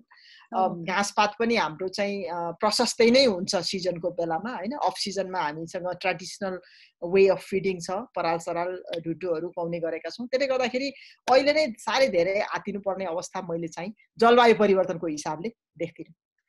त्यो अरू हजुरले भन्नुभएको लाइक ठुलो लाइफ स्टकमा त त्यस्तो अहिले फ्याक्ट्री फार्मिङ हिसाबले भन्दा सानो घरेलु हिसाबले नै छ होइन, त्यो मोर सस्टेनेबल खालको छ। तर पोल्ट्रीको कुरा गर्दा चाहिँ फेरि अब हामीले आत्मनिर्भर त भनिरहेछौँ, फेरि त्यसमा दानामा फेरि इन्डियामा डिपेन्डेन्ट छौँ भन्ने पनि कुरा आइरहेको छ। अनि अलिकति फ्याक्ट्री फार्मिङ हिसाबको चाहिँ पोल्ट्रीमा चाहिँ गएको हो कि भन्ने हिसाबले चाहिँ मेरो त्यो क्वेसनको चाहिँ एन्सर गरिदिनु भयो भने चाहिँ राम्रो हुन्छ, किनकि यो पनि त फ्याक्ट्री फार्मिङतिर जान सक्छ यो सेक्टरहरू पनि भनेर। हजुर, अब पोल्ट्रीमा हामीले how best we can be, अब यस्तो छ पोल्ट्रीको प्रोडक्टमा हामी आत्मनिर्भर भएका छौँ, तर इनपुटमा अझै पनि हामी चाहिँ बाहिरबाटै ल्याएको इनपुट लगाइराखेका छौँ भन्ने कुरा हो। तर त्यसमा पनि कस्तो छ भने हाम्रो पाल्ने तरिकालाई अलिकति इम्प्रुभ गर्यो भनेदेखि हामीसँगै भएको एग्रिकल्चरल बाई प्रोडक्टहरू खुवाएर पनि पाल्न सकिन्छ। त्यसमा अलिकति वर्कआउट गर्नुपर्छ। नेपाल सरकारले अब कतिको वर्कआउट गर्दैछ यो विषयमा भन्ने कुरा चाहिँ मलाई त्यति थाहा छैन, तर इट्स नट द्याट बिग अहिले इस्यु चाहिँ त्यो रूपमा चाहिँ त्यति ठुलो चाहिँ भइ नसकेको हो कि जस्तो चाहिँ म आफूले महसुस गर्छु। पोल्ट्रीमा हजुरहरूले देखाउनु भएको यो चाहिँ हो वास्तवमा यसलाई चाहिँ अलिकति मोर इन्भाइरोमेन्ट फ्रेन्डली तरिकाले कसरी फिड बनाउन सकिन्छ र कसरी खुवाउन सकिन्छ भन्ने खालको कुरा चाहिँ it's a kind of research पनि निडेड हो कि जस्तो चाहिँ मलाई लाग्छ। We haven't worked on that. अब डाक्टर सुदीपलाई चाहिँ यसको एन्टिबायोटिक रेजिस्टेन्सको र रोगहरू जुन निम्त्याइरहेको छ यस्तो खालको पोल्ट्रीले, त्यसको बारेमा अलिकति हाइलाइट गरिदिनुहोस् न। यो चाहिँ अब अघि मानिज्यूले भने जस्तै अब यो मेरो पनि धारणा त्यही छ। अहिले चाहिँ खासै अब हामीहरू त्यो यो फ्याक्ट्री फार्मिङ अथवा त्यस सम्बन्धी त्यति साह्रो चिन्ता गर्नुपर्ने स्थितिमा चाहिँ पुगे जस्तो लाग्दैन मलाई। अनि एउटा कुरा के पनि निस्किरहेको छैन, फ्याक्ट्री फार्मिङ गरेको अब यो जुन चाहिँ प्रडक्टहरू हुन्छ तिनीहरूको चाहिँ अब न्युट्रिसनल भ्यालु कम हुन्छ इत्यादि इत्यादि भन्ने कुराहरू सुनिरहेको छ। तर न्युट्रिसनल भ्यालु कम हुने भन्दा पनि मेन कुरा चाहिँ के हो भने यिनीहरूको चाहिँ अब ह्युमन ट्रिटमेन्ट भएको छ कि छैन, त्यसको चाहिँ सामाजिक असरहरू अथवा लाइक यो इन्भाइरोमेन्टल असरहरू के कस्तो परिरहेछ भन्ने कुराहरू मात्रै हो है। तर त्यो हुँदाहुँदै हुन्छ जस्तै एन्टिबायोटिकको दुरुपयोग भनौँ एक किसिमले भने यो आवश्यक नपर्ने ठाउँमा प्रयोग गरिने अथवा लाइक जथाभावी मात्रामा प्रयोग गरिने गर्दाखेरि त्यो मासु आफैले एन्टिबायोटिक लिएर आउने होइन। प्रायः एन्टिबायोटिकहरू के भन्छ पकाइदिए पछाडि सकिन्छ, हामीहरू काँचो मासु त खाँदैनौँ, पकाए पछाडि त्यो एन्टिबायोटिक त डिस्ट्रोय हुन्छ। एन्टिबायोटिक रेजिस्टेन्स भने के हो भने एन्टिबायोटिक जीवित रहन्जेल, सो लाइफ स्टक जीवित रहन्जेल खाने क्रममा चाहिँ त्यसमा रहेका ती जीवाणुहरूले नै रेजिस्टेन्स डेभलप गर्ने हो कि अथवा त्यति बेला चाहिँ दुरुपयोग भएर बाहिर निस्किन जाँदाखेरि जस्तो अब यो कुखुराको मलमा भनौँ फर इक्जाम्पल, त्यहाँ रहने हानिकारक उहरूले त्यो एन्टिबायोटिकसँग चाहिँ युज हुँदै हुँदै गएर भोलि गएर सङ्क्रमण फैलाउने हो कि भन्ने त्यो डर हो। त्यसैले गर्दा खानुमा चाहिँ त्यति साह्रो चाहिँ फरक पर्दैन। त्यसको स्वादमा फरक होला, केही कुराहरूमा फरक होला, तर यो अन्त भने जस्तो अब यो के अरे यो कीटनाशक छरे जस्तो होइन। लाइफ स्टकहरूमा कीटनाशक प्रायः अब छरिँदैन, भ्याक्सिन लगाएर केही फरक पर्दैन, एन्टिबडीहरू बन्ने हो, एन्टिबडी बन्छ, त्यो एन्टिबडीहरू सबै फेरि प्रोटिनहरू पनि पकाउँदै जाँदाखेरि त्यो डिस्ट्रोय हुन्छ। त्यसले मानिसहरूमा गएर सोझै हानि गर्ने भन्ने कुरा त्यस्ताहरू केही पनि हुँदैन। कतिपय कुराहरू अफवाह पनि छन्, तिनीलाई चिर्नु जरुरी पनि छ। तर त्यति हुँदाहुँदै न्युट्रिसनल भ्यालुको हिसाबले हेर्दाखेरि मोरलेस आई थिङ्क यो चाहिँ हामीहरूको खालि कहाँबाट आयो फुड भन्दा पनि कति आयो भन्ने कुराले चाहिँ धेरै असर गर्छ जस्तो लाग्छ मलाई चाहिँ है। नेपालको कन्टेक्स्टमा फर इक्जाम्पल कुरा गर्दाखेरि अब यो हामीहरू भन्ने गर्छौँ हामीहरूको एकदमै ब्यालेन्स डायट छ भनेर, दाल भात तरकारीहरूमा त्यहाँ प्रोटिन पनि छ, तरकारीको अब के अरे भेजिटेबलको मात्रा पनि छ, कार्बोहाइड्रेट पनि छ, इत्यादि कुराहरू पनि गर्छौँ हामीहरूले है। अझ अलिअलि बेला बेलामा एसिड पनि थप्छौँ हामीहरूले, बेला बेलामा करेला जस्ता बेसहरू पनि थप्छौँ, सन्तुलित ल्याउँछौँ भन्ने किसिमको कुराहरू पनि गरिन्छ हामीले। सबै कुरा हेर्दा चाहिँ त्यो ठिक हो। तर त्योभन्दा ठुलो प्रश्न चाहिँ मलाई के हो जस्तो लाग्छ भने के प्रत्येक नेपालीले बिहान दिउँसो बेलुका अथवा बिहान बेलुका 2 छाक चाहिँ दाल भात तरकारी अचार राखेर खान सक्ने हैसियतमा छन् त? त्यो त छैनन् नि हामीहरूको। कि त सबैले त्यो खाना पाउनु पर्यो, त्यसपछि बल्ल हाम्रो न्युट्रिसनल हाम्रो ट्रेडिसनल खानाले हाम्रो देशलाई चाहिँ ठिक गरिरहेछ, हाम्रो फुडले चाहिँ न्युट्रिसनमा हामीहरू अगाडि छौँ भनेर भन्नु पर्यो। प्रत्येक नेपालीले हप्ताको 2 छाक अथवा 3 छाक चाहिँ मासु खान सक्ने हैसियतमा छन् त? त्यो पनि छैन। हामीहरू त देख्छौँ प्रत्येक गाउँमा। म आफै पनि अब हुर्किँदाखेरिको परिवेश एकदमै ग्रामीण थियो बागलुङबजारमा। अनि त्यसपछि अब म्याग्दी पर्वत लगायतका विभिन्न जिल्लाहरूमा आफू हुर्किँदै गर्दाखेरि देखिरहेको अनुभूति के हो भने प्राय जनताले चाहिँ 6 महिनाभन्दा धेरै समयसम्म खालि गुन्द्रुकको झोल र अनि यो के अरे यो मकैको च्याख्ला अथवा लाइक यो ढिँडो खाने। अनि हामीहरूले भन्दै गर्छौँ हो ढिँडोमा चाहिँ पौष्टिक आहार छ भनेर। तर के ढिँडो मात्रै खाएर हुने होइन नि त। एक दिन थकाली भान्सा घरमा गएर ढिँडो खाएर पौष्टिक आहार पाएँ भने जस्तो प्रत्येक दिन त्यही खानुपर्ने व्यक्तिको र त्यो रियालिटी चाहिँ फरक हुन्छ। त्यसैले आई थिङ्क न्युट्रिसनको कुरा गर्दाखेरि चाहिँ हामीहरूले त्यो कुरालाई चाहिँ सम्बोधन गर्न जरुरी छ कि ठिकै छ खानालाई चाहिँ अरू बाहिरको जस्तो केही खानु पर्दैन। हामीहरूकोमा सेरेल्याक चाहिँदैन, हामीहरूसँग सर्वोत्तम पिठो छ, लिटो छ, त्यो चाहिँ ठिक छ। तर के प्रत्येक नेपालीले खान सक्ने हैसियतमा छ कि हामीहरूले पुर्याउन सकेका छौँ कि हामी सधैँभरि त्यही अब एउटा दाल भात तरकारीको डम्फु बजाएर बस्ने यसमा चाहिँ यति यति छ न्युट्रिसन भनेर बाँकी जनता चाहिँ खानै नपाएर बस्ने, ती कुराहरूलाई हामीले ध्यान दिन सकेनौँ भने चाहिँ त्यसपछि अनि जताबाट पनि अनि यो मानिसहरू चाहिँ कुपोषित भइ नै राख्ने केही सीमित व्यक्तिहरू जो चाहिँ माथि पहुँचमा छन् उनीहरूले चाहिँ होइन हाम्रो फुड चाहिँ राम्रो छ भनेर अनि त्यसपछि अनि कुरा गर्ने जस्तो स्थिति रहन्छ। अनि अर्को चाहिँ त्यसमा के हो भने त्यो सँगसँगै फ्याक्ट्री फार्मिङको कुरा पनि निस्किन्छ यो लार्ज स्केलमा। यदि लार्ज स्केलमा नगर्ने हो भने लार्ज स्केल नराम्रो पनि होइन। म्यामहरूले पनि अघि मानिसहरूले भन्न सक्नुहुन्छ कृषि पढेका विद्यार्थीहरूको एउटा मेन फोकस भनेको पनि उत्पादकत्व कसरी बढाउने भन्ने कुरा। त्यो चाहिँ किन हुन्छ भने फुड सिक्युरिटीसँग सम्बन्धित भएर आउँछ। फुड सिक्युरिटी र खाना पाउने हामीले डिसाइड नगर्ने जसम्म भोलि गएर त्यसपछि अनि मेन्टली हेल्थका इस्युजहरू आउँछ। यी सबै कुराहरू जेलिएका छन् है। त्यसले गर्दाखेरि यो एउटालाई मात्र ट्याकल गर्छु भन्नु हुँदैन, सबै फ्रन्टबाट चाहिँ ट्याकल गर्नुहुन्छ जस्तो लाग्छ मलाई। हजुर, अब त्यसैमा फेरि अर्को रिलेटेड यहाँ क्वेसन छ। हजुरले जुन कृषिमा चाहिँ अब उत्पादन बढाउने भन्ने कुराहरू गर्नुभयो, त्यो सँगैमा फेरि यहाँ यो उत्पादन बढाउनको लागि चाहिँ हामीले यो धेरै इम्पोर्टेड खालको बिउहरू अथवा हाइब्रिड यस्तो हाइब्रिड बिउहरूमा चाहिँ धेरै जोड दिँदाखेरि हाम्रो लोकल बिउहरू चाहिँ लोप हुँदै गएको हो भनेर चाहिँ एउटा क्वेसन यहाँ आविष साकेले सोध्नु भएको छ विमला म्यामलाई। र त्यस्तो कुनै बिउहरू लोप भएको अरू बिउको कारणले त्यस्तो खालको चाहिँ हाम्रो नेपालमा के छ कि छैन भनेर चाहिँ विमला म्यामको लागि क्वेसन।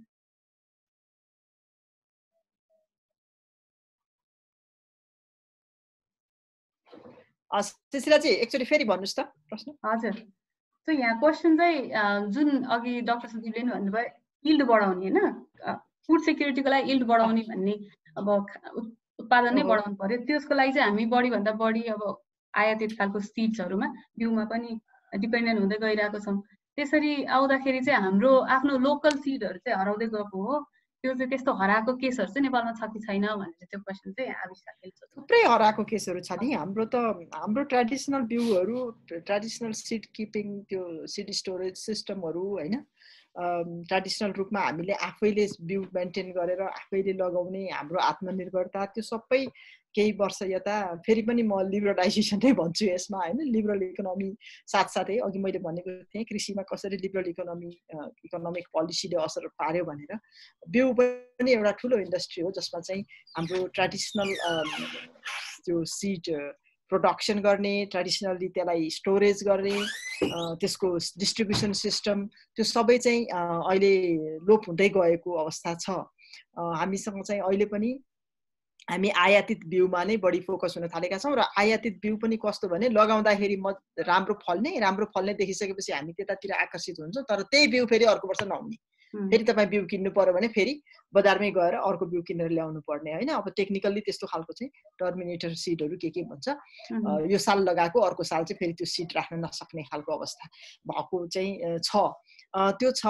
रिसेन्टली चाहिँ अहिले भर्खरै मात्रै संसदमा एउटा बिल आएको छ बिउ बिजन सम्बन्धी ऐन। त्यसमा पहिलाको ऐनको संशोधन, त्यसले चाहिँ धेरै रेस्ट्रिक्सनहरू गरेको छ। अहिले चाहिँ आयात गर्नको लागि रेस्ट्रिक्सन गरेर हाम्रो नेपालमै कसरी चाहिँ सिडको चाहिँ कम्पनीहरूलाई मोर इम्पावर गर्ने। अहिले कस्तो रहेछ भनेदेखि सबै हामी विदेशी कम्पनी, नेपालमा बस्ने सिड डिस्ट्रिब्युटरहरू चाहिँ नेपाली एजेन्ट मात्रै हो, प्रोड्युसरहरू सर्टिफायरहरू आउने सबै विदेशी कम्पनी हो। त्यसलाई चाहिँ बिस्तारै मिनिमाइज गरेर नेपालमै हाम्रो ट्रेडिसनल बिउ भण्डारण गर्ने सिस्टमहरूलाई कसरी चाहिँ मोर इम्पावर गर्ने र farmer to farmer seed exchange जुन थियो पहिला त्यो सिस्टमलाई कसरी प्रिजर्भ गर्ने, त्यसले गर्दाखेरि यो चाहिँ गर्नुपर्छ भन्ने खालको लाइनमा अहिले बिल पनि आउँदैछ बन्दैछ। त्यो सँगसँगै अब यसपालि चाहिँ बिउ ब्याङ्कको कन्सेप्ट पनि आएको छ। बिउ ब्याङ्कको कन्सेप्टले पनि सबै किसानले आफ्नो आफ्नै घरमै बिउ राख्न सक्दैनन्। बिउ राख्नको लागि एउटा स्पेसल इन्फ्रास्ट्रक्चरको जरुरी पर्छ होइन, त्यसको मेन्टेन गर्नुपर्ने, चिसिया मेन्टेन गर्नुपर्ने, जर्मिनेसन मेन्टेन गर्नुपर्ने जरुरी पर्छ।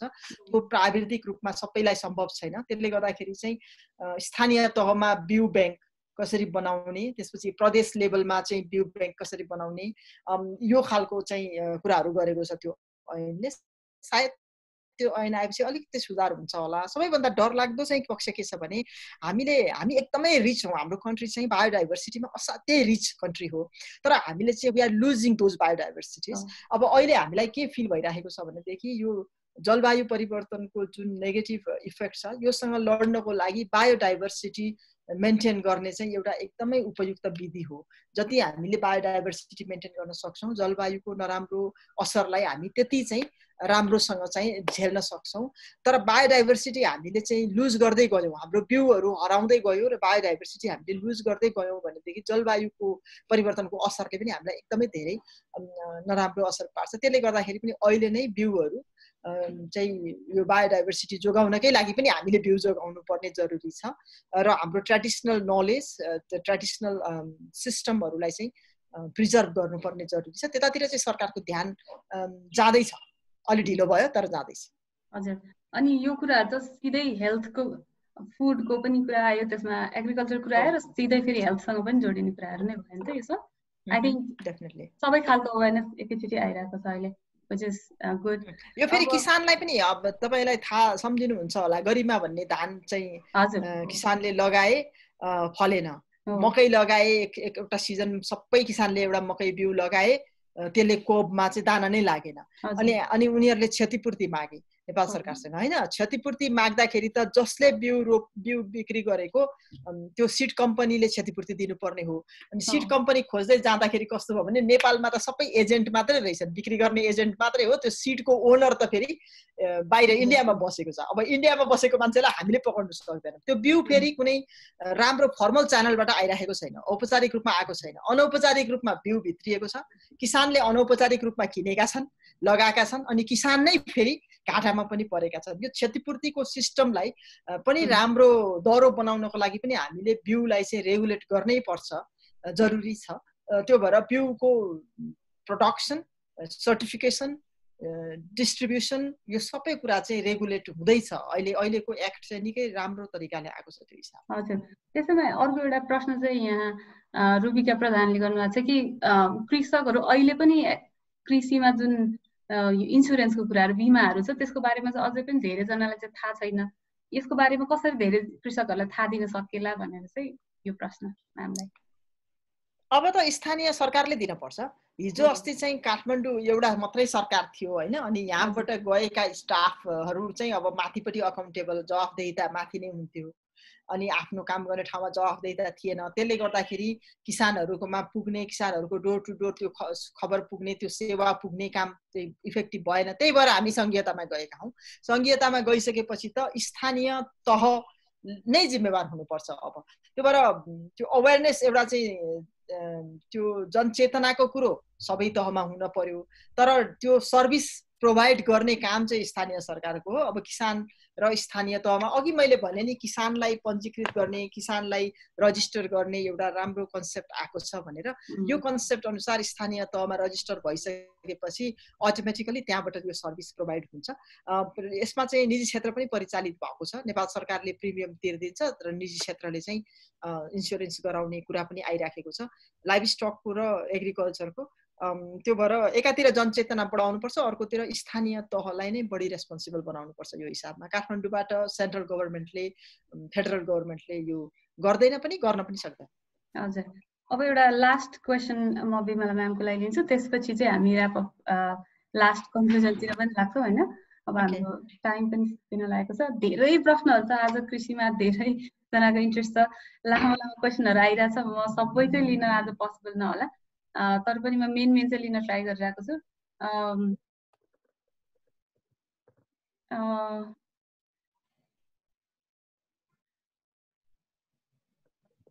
ओके, यहाँ चाहिँ कृष्ण गुरुङले सोध्नु भएको छ कि उहाँहरूले कास्की जिल्लामा लार्ज स्केलमा organic improved and commercial farming चाहिँ हामीले सुरु गर्न खोजिरहेको छौँ कम्पनी मोडलमा र खाली जग्गालाई चाहिँ युज गरेर। र त्यो गर्ने क्रममा चाहिँ प्यानलिस्टहरूबाट चाहिँ उहाँले स्टेप वाइज फिडब्याक चाहिँ माग्नु भएको छ कि यस्तो खालको फार्मिङ प्रोजेक्ट सुरु गर्दाखेरि चाहिँ हामीलाई कहाँबाट हेल्प मिल्न सक्छ र यसमा चाहिँ गभर्मेन्टले अनि आइएनजिओजहरूले त्यस्तो कम्पनीहरूलाई हेल्प गर्न सक्छन् कि सक्दैनन् भनेर चाहिँ प्रश्न छ। आइएनजिओहरूको आफ्नो आफ्नो एउटा वर्किङ एरिया हुन्छ, उनीहरूका पनि केही प्रोजेक्टहरू परियोजनाहरू छन्, तर त्यो परियोजनामा कुन कुन जिल्लामा काम गर्ने भनेर आइएनजिओको त्यो परियोजना स्पेसिफिक वर्किङ एरिया हुन्छ र त्यसमा पनि उनीहरूको कार्यक्षेत्र पनि हुन्छ हैन।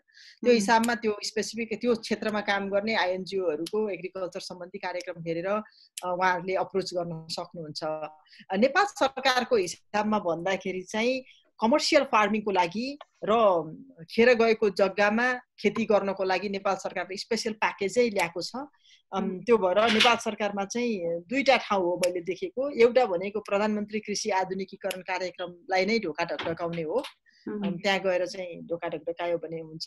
र अर्को चाहिँ प्रदेशमा पनि स्पेसिफिक पैसा राखिएको छ कृषिको लागि भनेर, स्थानीय तहमा पनि राखिएको हुन्छ। जुन स्थानीय तहमा तपाईँहरू काम गर्न चाहनुहुन्छ त्यो स्थानीय तहमा गएर सहयोगको कुरा गर्नुभयो भने नि हुन्छ। वालिङमा मैले कास्कीमा भन्नुभयो उहाँले, वालिङको नगरपालिकाको चाहिँ मैले सुनेको थिएँ उहाँहरूले चाहिँ यो खाली जमिनमा अस्ति मेयरसँग यस्तै जुम मिटिङमै कुरा हुँदा भन्नुभएको त्यहाँको मेयरले खाली जमिनमा कसैले खेती गर्न चाहनुहुन्छ भनेदेखि त्यो पालिका आफै धरौटी बसेर ऋण पनि दिलाइदिएको छ अरे, अनि सबै सेवा सुविधा पनि त्यहीँबाट दिएको छ अरे। अनि कृषि एम्बुलेन्स भनेर उहाँहरूले चाहिँ त्यो इनपुट पनि त्यो फार्मसम्म नै पुर्याइदिने अनि प्रोडक्ट पनि फार्मबाट किनेरै ल्याइदिने त्यो सम्मको सेवा पनि दिएका छौँ, हामी आफै जमानी बसेर ऋण पनि प्रोभाइड गरेका छौँ भनेर भन्नुभएको थियो। त्यो चाहिँ वालिङ नगरपालिकाको हो।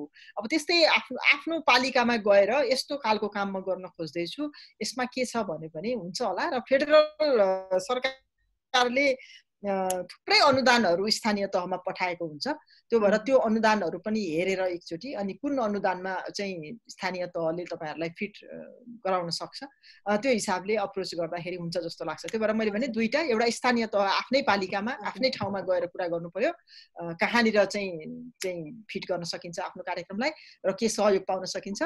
दोस्रो प्रधानमन्त्री कृषि आधुनिकीकरण कार्यक्रम, यसको चाहिँ मुख्य एजेन्डै यही हो, मास स्केलमा प्रोडक्सन गर्ने, खाली भएको ठाउँमा प्रोडक्सन गर्ने। हजुर, अब लास्ट एउटा प्रश्न मेरो तर्फबाट नै डाक्टर सुदीपलाई।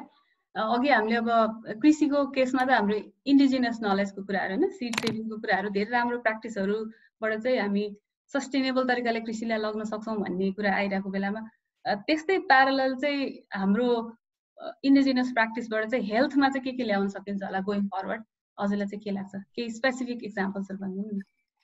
हजुर, अब हाम्रो यो ट्रेडिसनल कन्सेप्टहरूमा पनि धेरै कुराहरू चाहिँ राम्रो थियो, तर हामीहरू चाहिँ के भइसक्यो भने ट्रेडिसनल कुराहरूलाई मान्दै गर्दाखेरि त्यसलाई चाहिँ हामीले के कर्मकाण्डी मात्र बनाइदियौँ। फर इक्जाम्पल भन्ने गरिन्छ नियमित बिहान बिहान स्नान गर्नु भन्ने कुराहरू चाहिँ हाम्रो त्यो ट्रेडिसनले भन्ने गर्छ है। तर हामीले त्यसलाई के गर्यो भने केवल जल छर्किएर त्यसपछि अथवा पानी जिउले भिजाएर त्यसपछि हिँड्दैमा हामी चोखो भयौँ भनेर, वास्तवमा त्यो होइन है।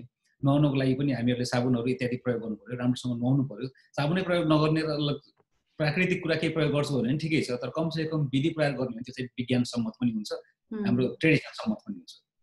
अर्को एउटा म उदाहरण दिन चाहन्छु। फर इक्जाम्पल हामीहरूले निकै वर्षदेखि अब यो युगदेखि अभ्यास गरिरहेको कुरा, हामीहरू जस्तो क्रियाक्रम गर्ने क्रममा पनि क्रियाक्रमको स्थितिलाई अहिले हेर्ने भने क्वारेन्टिन गर्दा जे गर्नुपर्ने हो त्यही कुरा चाहिँ एक्ज्याक्टली हामीले क्रियाक्रममा गर्नुपर्ने हुन्छ है। त्यति बेलाको स्थितिमा हेर्ने पहिला चाहिँ मानिसहरूले बिखरले मर्ने अथवा यो विभिन्न महामारी यो एकदमै सरुवा रोगले धेरै मर्ने अवस्थामा त्यति बेला चाहिँ निकाल्दाखेरि के थियो भने यो ठिकै छ, लास्टलाई चाहिँ तुरुन्तै त्यही दिनमा व्यवस्थापन गर्ने, धेरै दिन राख्नु हुँदैन, लैजाँदाखेरि के भयो छोराहरूले मात्र लैजाने, किनकि महिला र बच्चाहरूलाई चाहिँ यस्तो ठाउँमा भल्नरेबल ठाउँहरूमा लानु हुँदैन, त्यो ठाउँहरूमा एक्सपोज गर्नु हुँदैन भन्ने मान्यता चाहिँ युद्धमा अनिकालमा उसमा महिलाहरूलाई जोगाउनुपर्छ भन्ने कुराहरू पहिलादेखि चलिरहेको कुराहरू है।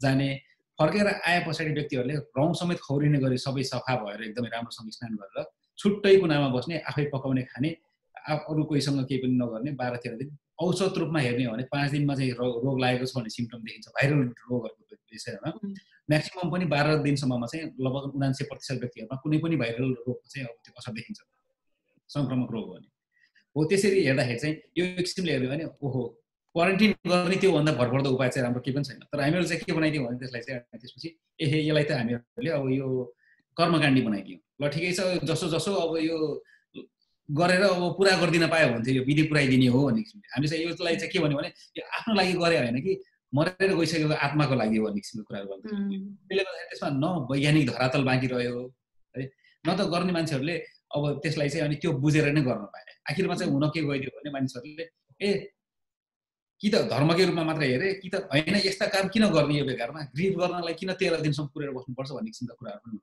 है त्यसैले प्रत्येक अब व्यवहारहरूमा चाहिँ साइन्टिफिक ब्याकग्राउन्ड हुन्छ केही कुराहरू जस्तो उदाहरणको लागि हामीले भन्नुपर्छ अहिले अब यो खानपिनकै कुरा गर्दा पनि चिल्लो पिल्लो मर मसला इत्यादिले चाहिँ हाम्रो इम्युनिटी बढाउँछ इत्यादि इत्यादि भनेर भन्ने गर्छौँ तर कुनै पनि रोग लागेको बेलामा चाहिँ चिल्लो पिरो मर मसलाको त्यो खाएको चाहिँ मलाई अहिलेसम्म याद छैन कुनै पनि बिरामी भएको बेलामा चाहिँ यी थपेर खानुपर्छ यसले चाहिँ इम्युनिटी बढाउँछ ल ज्वरो आएको बेलामा एक चम्चा बिहान बेलुका जिरा खानुपर्छ भन्ने किसिमको कुराहरू कहिले पनि सुनिँदैन है टाइफोइड आएको बेलामा कसैले पनि एक कचरा लप्सीको अचार खाएर बस्दैन यी सबै कुराहरू हेर्दै गर्दाखेरि हामीले के देख्छौँ भने मलेरियाको संक्रमण औलोको यो प्रकोप हुँदै गर्दाखेरि के देखियो भने यो चिल्लो कुराहरू खाँदै गर्दाखेरि मलेरियालाई चाहिँ अलिकति सार्नलाई धेरै मद्दत गर्छ मलेरियाको ज्वरो आएको बेलामा फेरि अरूको बेलामा होइन त्यसैले त्यस्ता कुराहरूबाट यी कुराहरू अलिकति अब यो परिमार्जित हुँदै अब चलनका रूपमा आएका हुन् तिनको अब साइन्टिफिक धरातल बुझ्न नखोज्ने केवल त्यसलाई चाहिँ कि त ट्रेडिसनको रूपमा बुझ्ने हो भने हामीले धेरै कुराहरू फलो गर्न सक्दैनौँ किनकि यतिकै सोझो अर्थमा हेर्दाखेरि त त्यसको कुनै साइन्टिफिक बेसिस देखिँदैन कुनै निश्चित कुराको लागि मात्र त्यसलाई चाहिँ प्रयोग गरिएको हुन्छ त्यसलाई सर्वव्यापी बनाउँदा पनि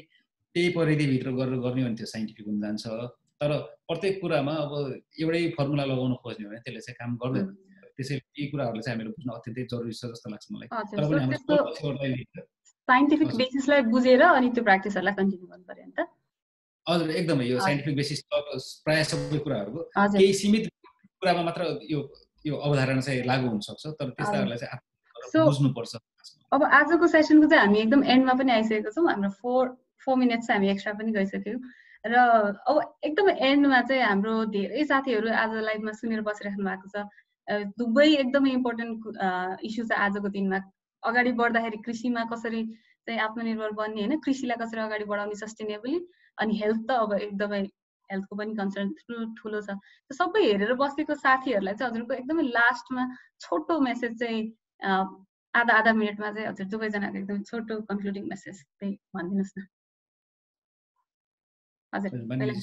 हजुर हुन्छ या डाक्टर सुदीप हजुर पहिलो कुरा चाहिँ मैले के भन्न चाहन्छु भने सबैभन्दा अब सेफ रहौँ अझै पनि कोरोनाको संक्रमणको अब यो डरबाट चाहिँ हामीहरू बल्ल अब छिर्दै क्रममा छौँ र लकडाउन खोलिसकेको अवस्थामा चाहिँ हामीहरू अझ मोर पलरेबल छौँ है अनि विशेष गरी यो पनि बुझौँ कि युवाहरूले विशेष गरी अहिले मलाई लाग्छ प्रायः दर्शकहरू यो उदाहरण हुन्छ उहाँहरूलाई चाहिँ यो 50 वर्षभन्दा कम उमेर समूहका व्यक्तिहरूलाई चाहिँ कोरोना लाग्दैन त्यति खतरा पनि हुँदैन त्यो आँकडालाई हेरेर कोरोना त केही पनि होइन रहेछ भन्ने भुल पनि गर्नु हुँदैन फेरि है 60 वर्षभन्दा माथिका व्यक्तिहरूमा चाहिँ संक्रमण भएको खण्डमा 20% व्यक्तिहरूको चाहिँ मृत्यु हुन्छ त्यसैले गर्दाखेरि त्यो समूहलाई जोगाउनको लागि चाहिँ हामीहरूले विशेष सावधानी अप्नाउन अत्यन्तै जरुरी छ त्यो कुरा बुझ्न प्रत्येक युवाले बुझ्नु जरुरी छ आफूलाई लागे पनि आफूलाई केही नभए पनि हामीले अरूलाई जोगाउनको लागि चाहिँ लाग्नुपर्छ अरूलाई जोगाउनको लागि चाहिँ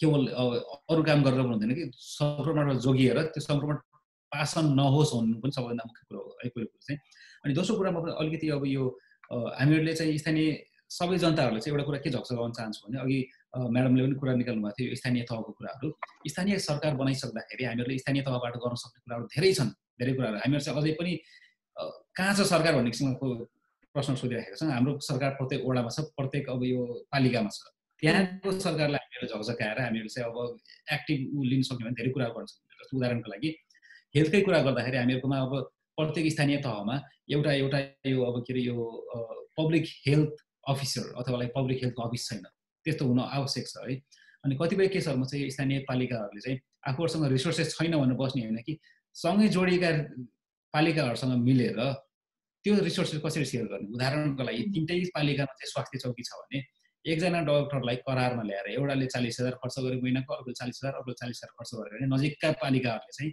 एक हप्तामा 2-2 दिन रोटेसनको रूपमा चाहिँ अनि बिरामी हेर्ने व्यवस्था मिलाउन सकिन्छ। यी लगायत सेयरिङमा चाहिँ धेरै कुराहरू चाहिँ धेरै स्ट्रेन्थ पनि छ है। यो सबै कुराहरू चाहिँ स्थानीय तहमा आइसकेको छ। नबुझिदिँदाखेरि चाहिँ यी कार्यहरू गर्न पाइएको छैन। त्यसैले गर्दाखेरि यो सस्टेनेबल रूपमा चाहिँ अगाडि बढाउनको लागि जनताहरू जागरुक भएर स्थानीय निकायहरूलाई चाहिँ जागरुक बनाउन अति आवश्यक छ।